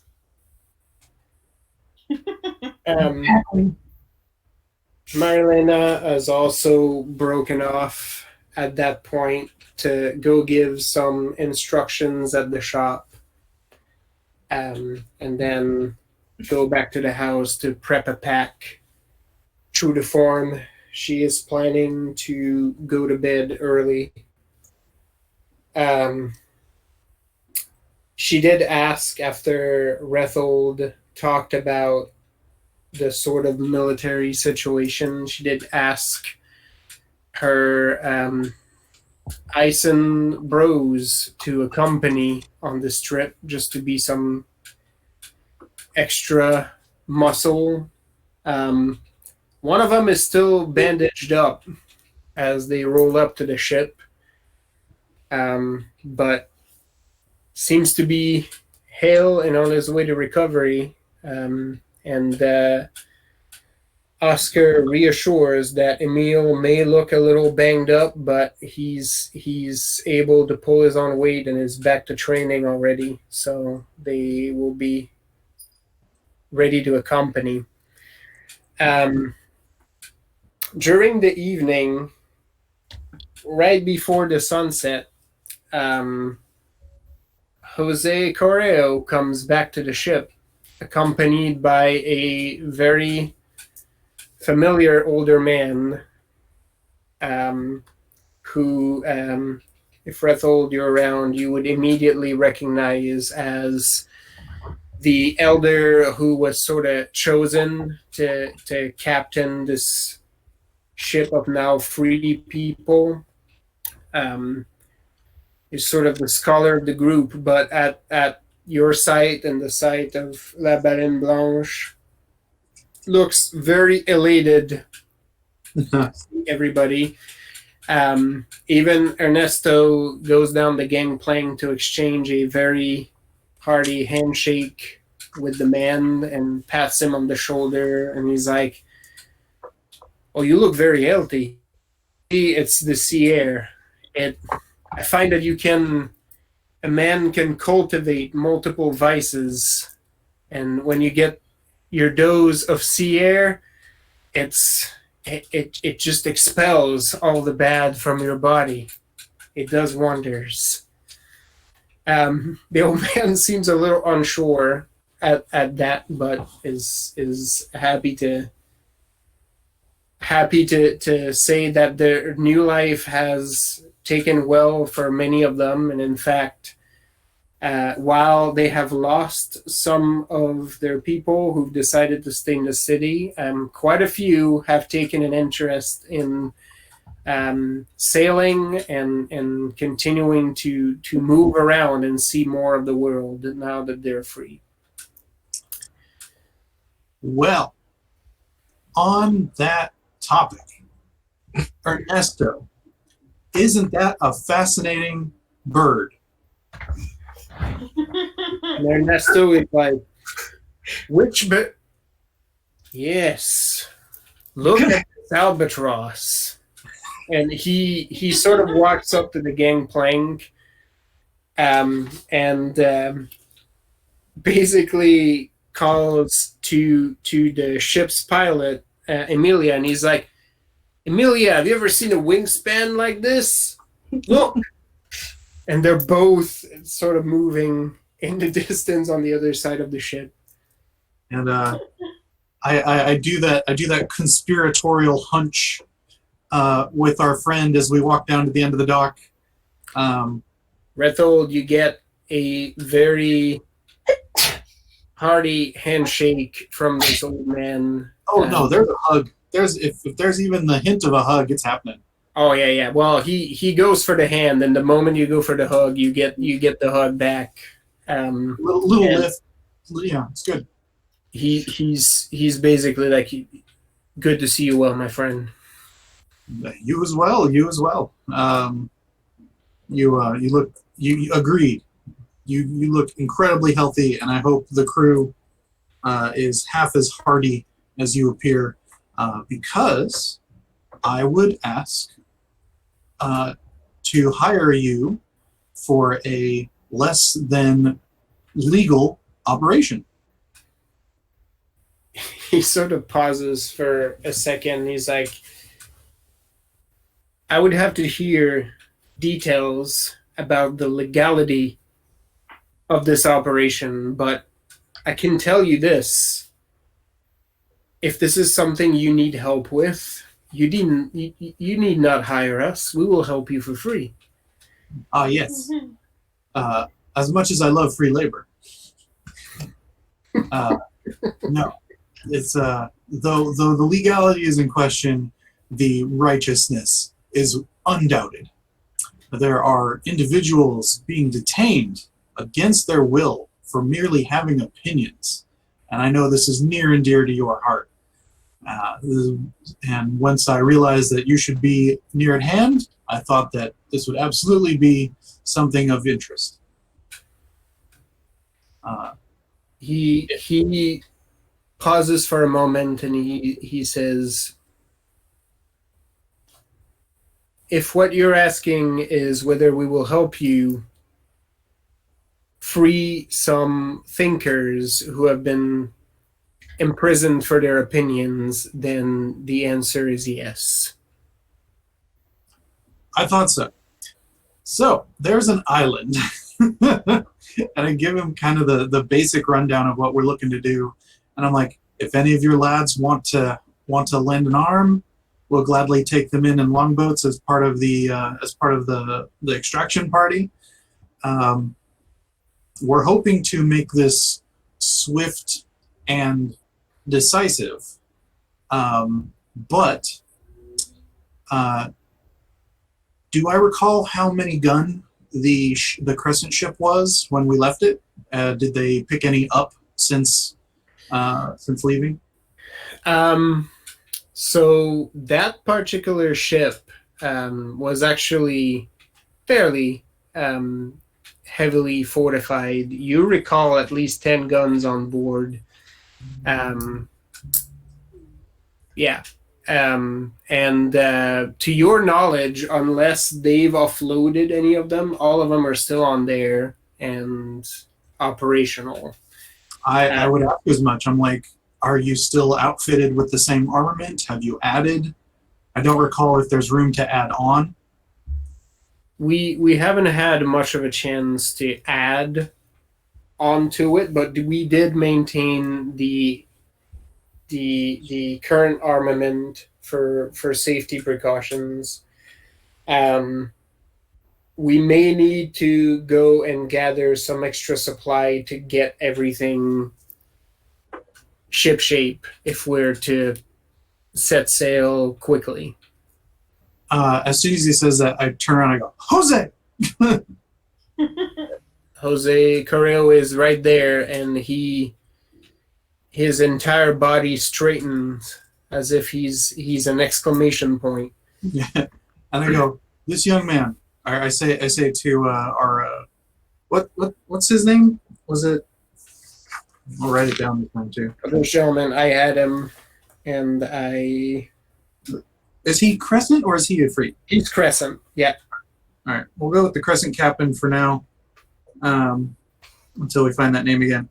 I go, take this gentleman to the Vendel League office.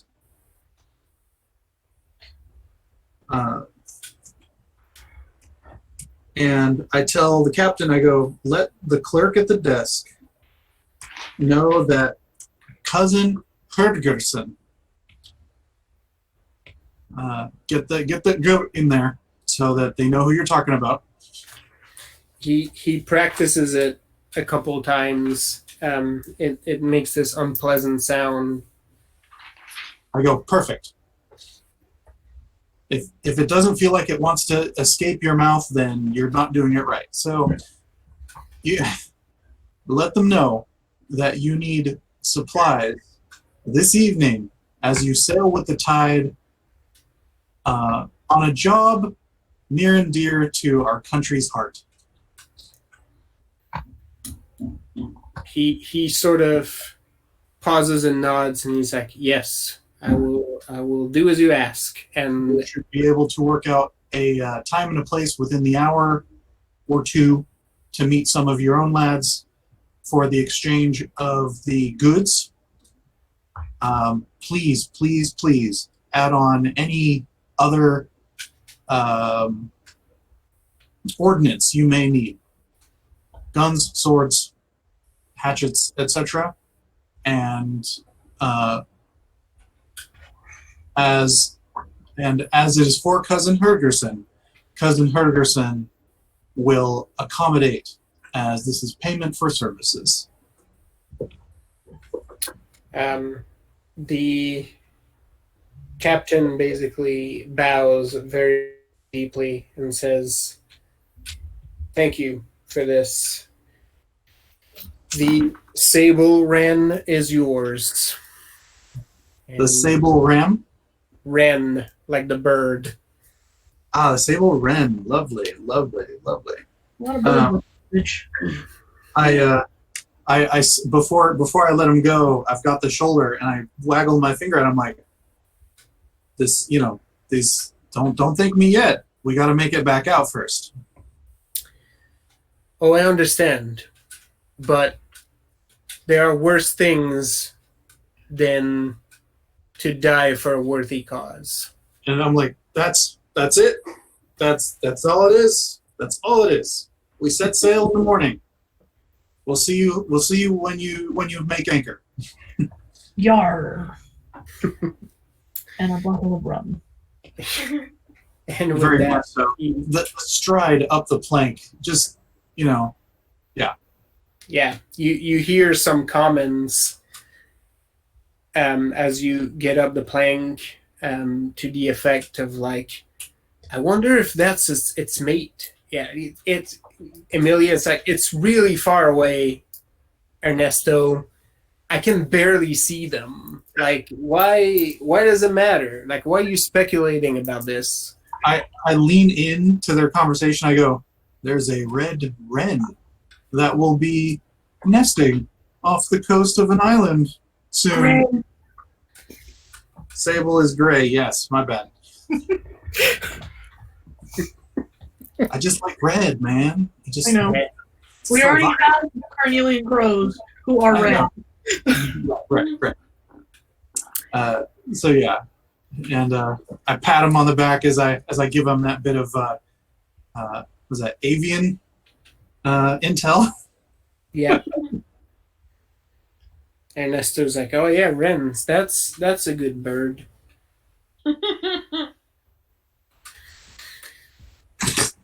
Ridiculous. Yep. Amelia just leaves at this point and was like, I don't even know why I was part of this conversation. Never will. All right. Oh, I'm sorry. Yes, so I found the note that I had for Luis. That was it. What did you write down, Megan? What? That Luis was a no good, rotten. Luis Snitch? is a Luis is a snitch ass bitch. There we go. Is what I have written down. Yeah. Because he snitched on your righteous proletariat riot. So Luis the Sob, to acronym it. The note I had for him was actually to have a Luis meet with him, or to have a Jose meet with Luis the next day, and ask if he would like to contribute to the cause, and if not, give him gold to take a week's vacation out of the city. Okay. So, Kind, Reynolds. huh? You're too kind. Yeah, no, I'm thinking, since I'm not taking Jose Espada with me, I think Jose Espada should go have a talk with Mr. Luis Saab, and try really hard to convince him that he can be an invaluable asset to the company and our interests in the city. And if he does not seem inclined, that's okay. Then he needs to take a vacation that we will pay for. Or a permanent vacation that we also pay for. No, that will absolutely be the ultimate retirement should he attempt to double cross us in the future. Berthold runs the San Felipe Misguided Youth Reform Program. Yup.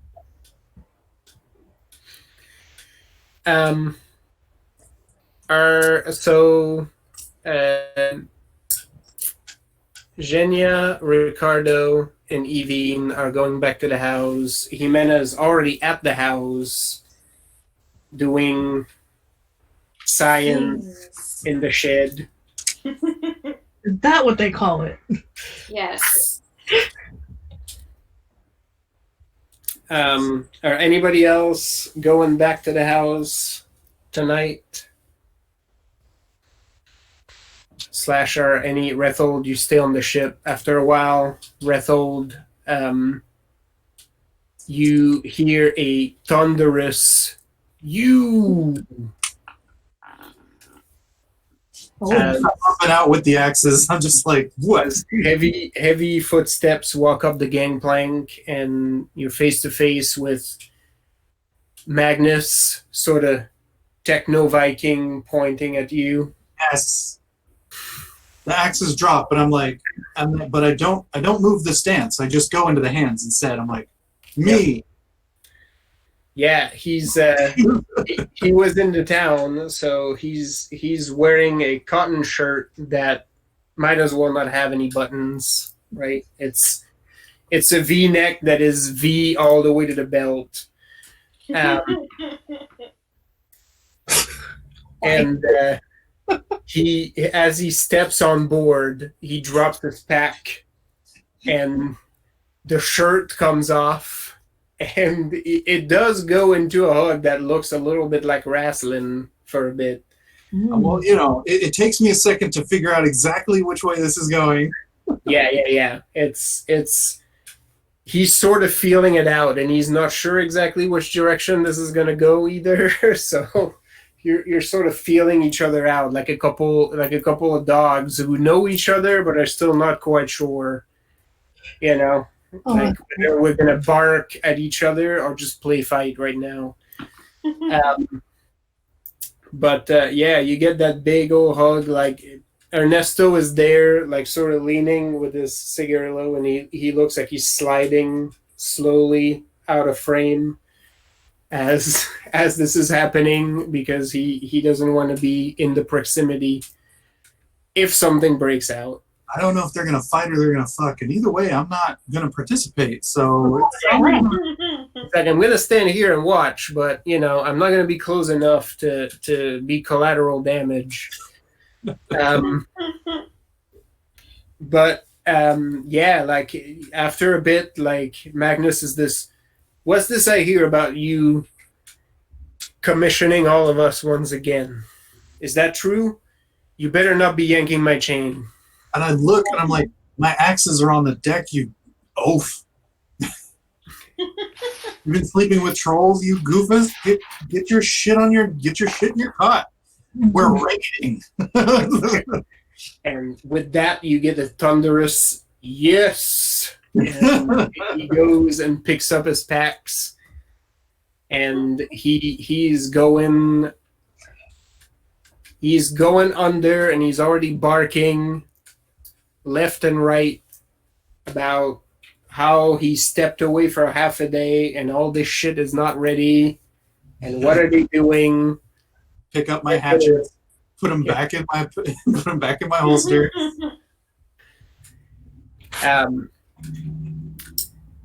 Yeah, those of you coming back to the house will find food already on the table.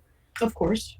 There are a variety of implements to basically bring some of that food with you if you so desire.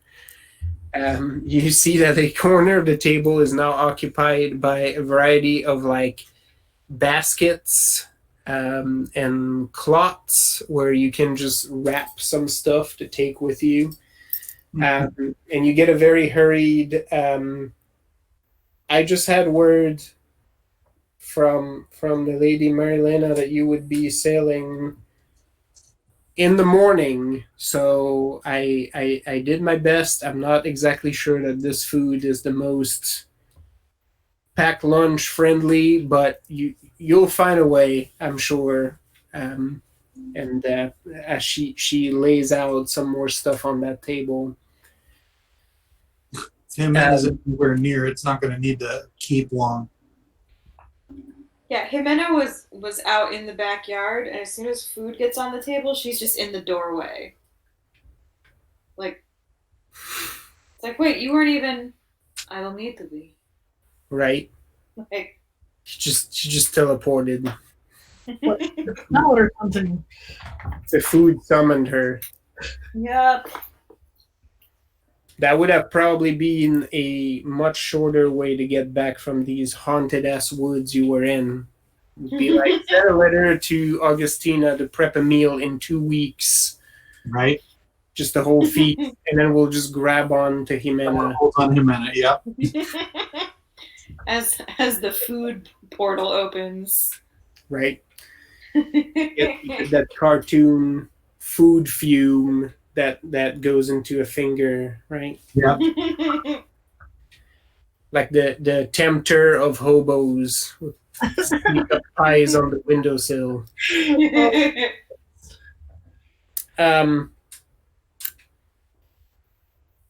Genia, Ricardo, and Evine also arrive at that time. Xavier actually makes it a point to go chat with Genia and Ricardo. And basically bows very deeply and hands out what looks like a folded handkerchief to Genia. So confused. Why is everyone giving me things today? I don't understand.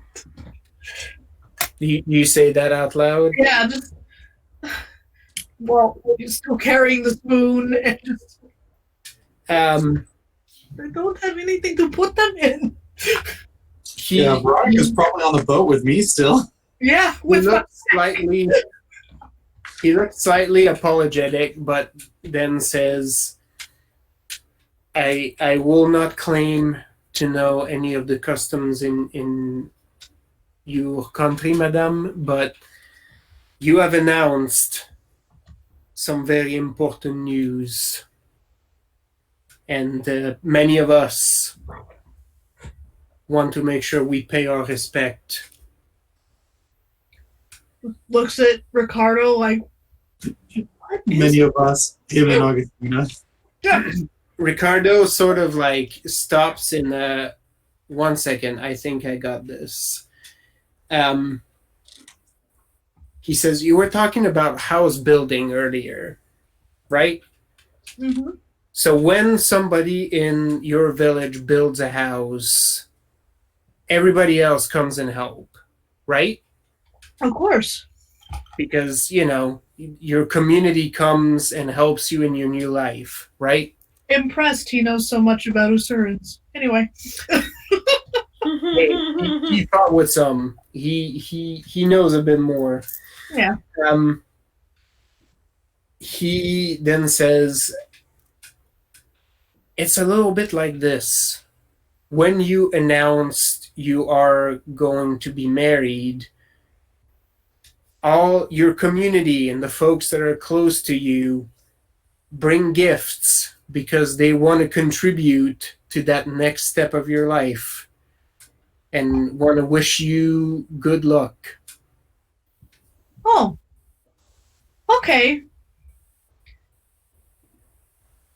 Thank you.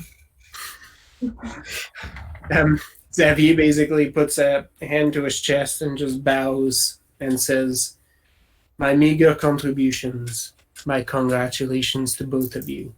And he steps away. Opens the handkerchief.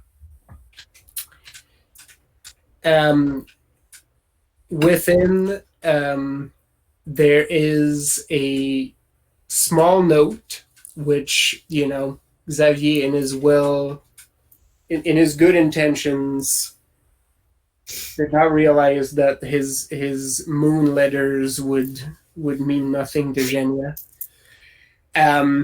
But there is also a perfectly dragged and preserved clipping from one of your garden trees. Mm. Just perfectly dried and preserved. And Ricardo, without prompting, sort of leans over and looks at the note and says, it says, so you can take a part of your home with you. Stupid Frenchie.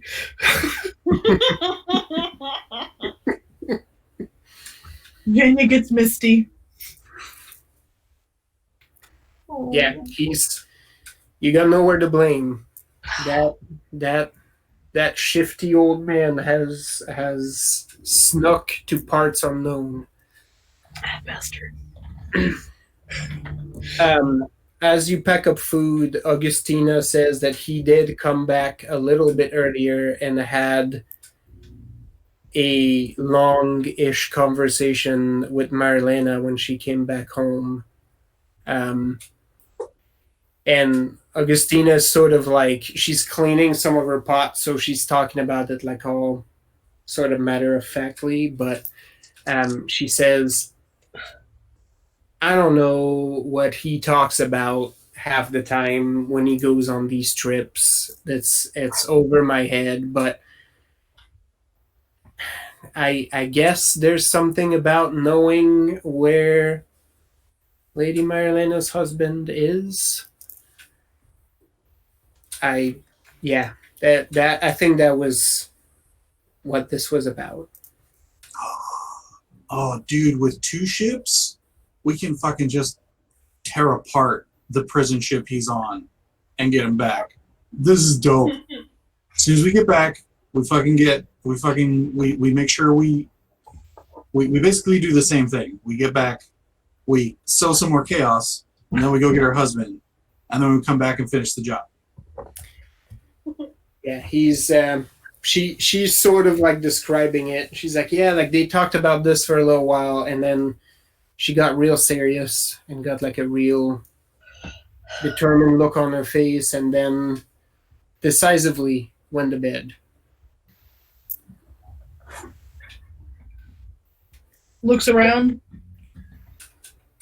Where are Ethel and fuck is my sister's name? Veronica. We've come and gone, man. We showed up earlier before the sun even set. Now we're on the ship. We're ready to roll. You hear a voice from the garden that says, "I'm here.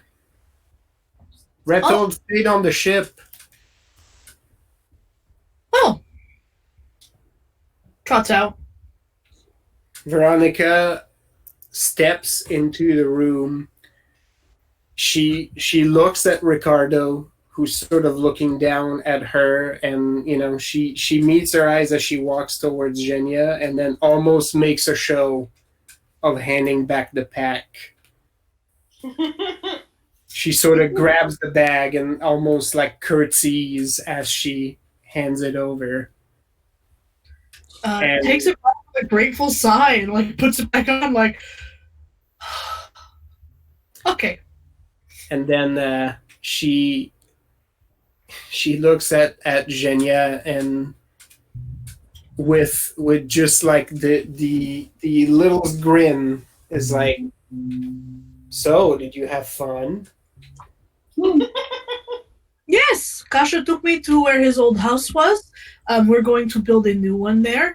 And then there is a man named Roberto. There is a man named Roberto, and we had dinner, and then Evine came, and she gave me the spoon for me and Kasha for when we have our home. And then we make a lot of conversation. We shoot the breezes, and we had a lot of wine. You get a slightly sloshed and slurred, like, "Yeah, see, she's got it," from Ricardo. And then we came home, and then it takes her a second because they made amends, but she still has a hard time. And I don't know how to say Xavier in a Russian accent, so there you go. He gave me this leaf. And just look at it. Oh yeah, it's from your tree out back. It's perfect. See, that woman is kind of creepy, but I think he cares. I'm trying to think that. I think I know that. And then she's like, "Wait, so you're gonna build a house? Yes. Where am I gonna go?" In the house, stupid. Yeah, it has that face, actually. Yeah. Ricardo sort of, half step, half lumbers over and sort of grabs her by the shoulder and is like, "Of course you're gonna come and live with us. It's for family.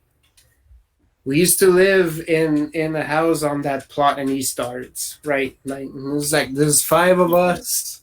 And there's plenty of space for all of," so there's enough space for, I'm sorry, there's enough space for 3 of us.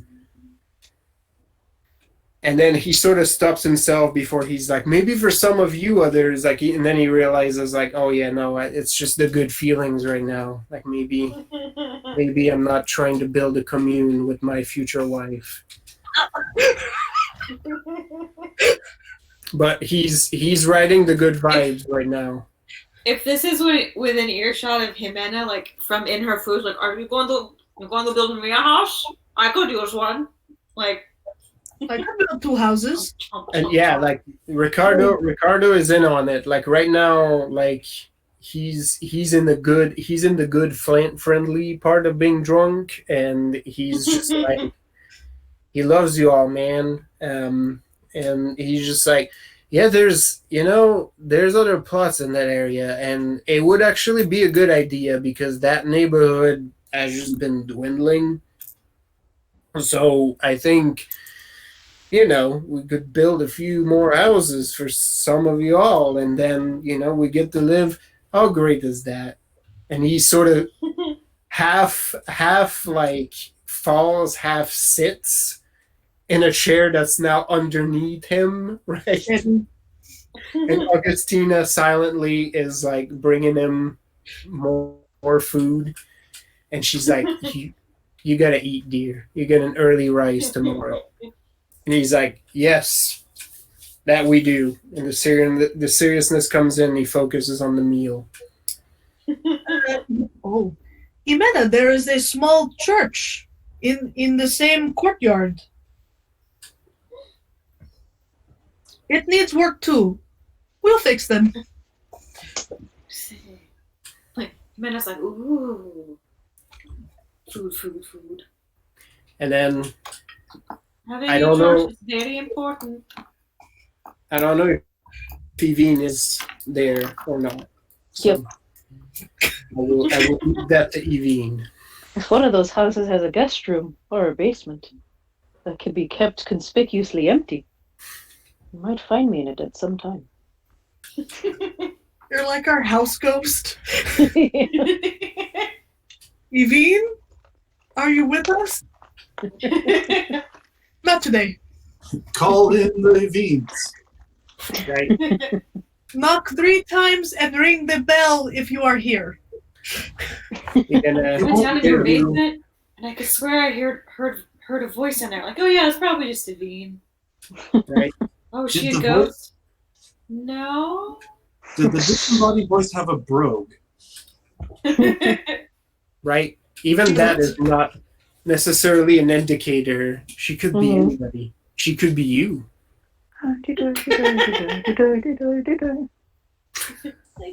That's true. She can throw her voice and speak in any language and accent. So yeah. Who knows if that's even really her accent or if it's just the one she thinks that you think she should have. Right? Evine may look wildly different. Although you can always better because instead of shaving a haircut, you just say Talura lie. And then she has to answer. Right? Tune in at the last episode where we find out that Evine is actually a 50 years old Eisen man. You knew it! You should never meet friends on the internet. We've all been Catfished. this whole time. Right? Evine catfishes in real life. Analog catfish. Oh, so great.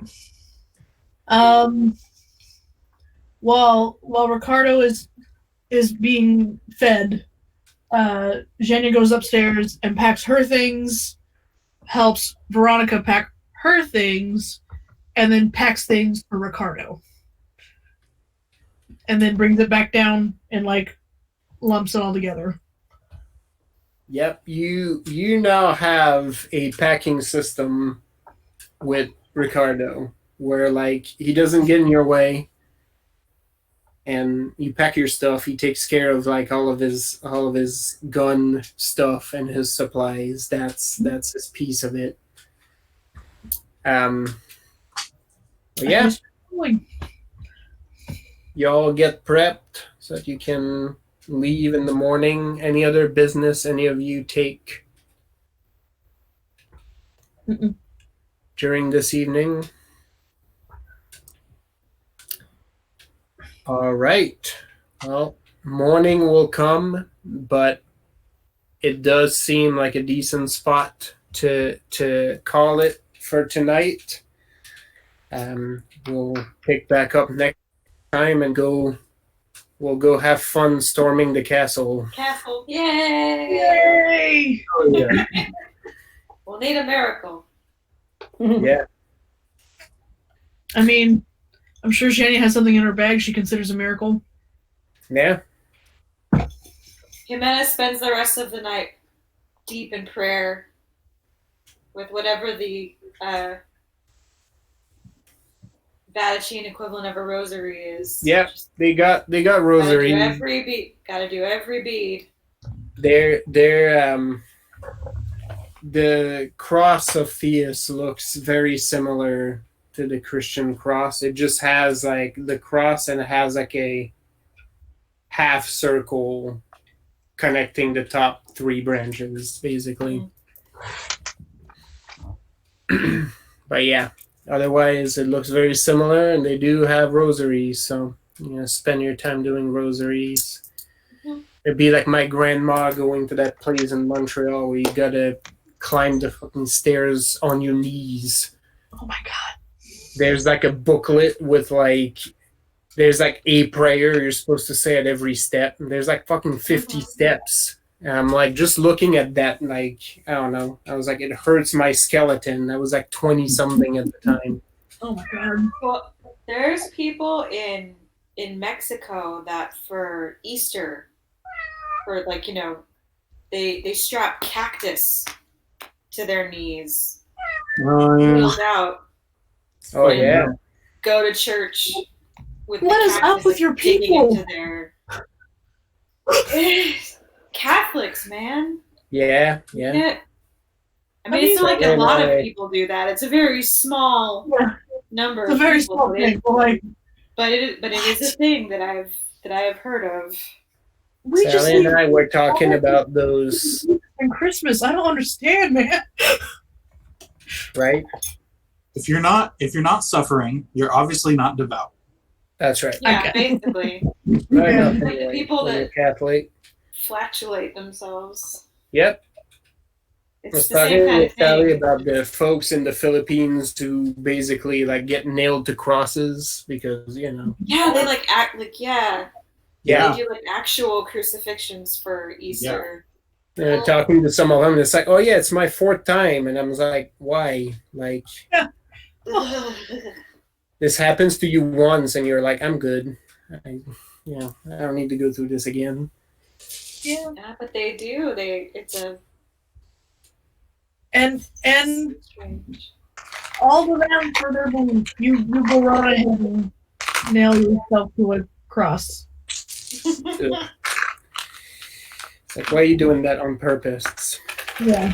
Um, Consensual, I guess. It's like I don't want to tell anybody how to enact their faith, but at the same time, maybe don't right. do that. Okay. It's like, I'm not going to tell you how, but if I can express an opinion. Didn't you already do that so you wouldn't have to? Wasn't that the whole Yeah. thing? But I thought that was the point, but Yeah. All right, good folks. Leave yourself some 4 experience for more shenanigans and ridiculousness. And then next time we storm a fort with 2 ships. John, I'm going to send you another note here in a second once I'm done crafting it over Discord.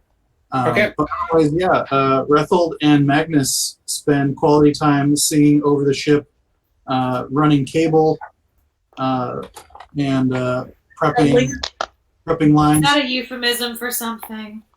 Yes.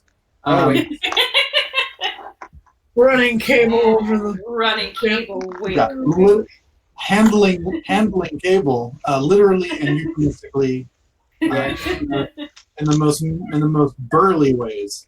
Yeah, they practice knots. Yeah. All right. And with that, good night, Internet. Good night, Internet. Night, Internet.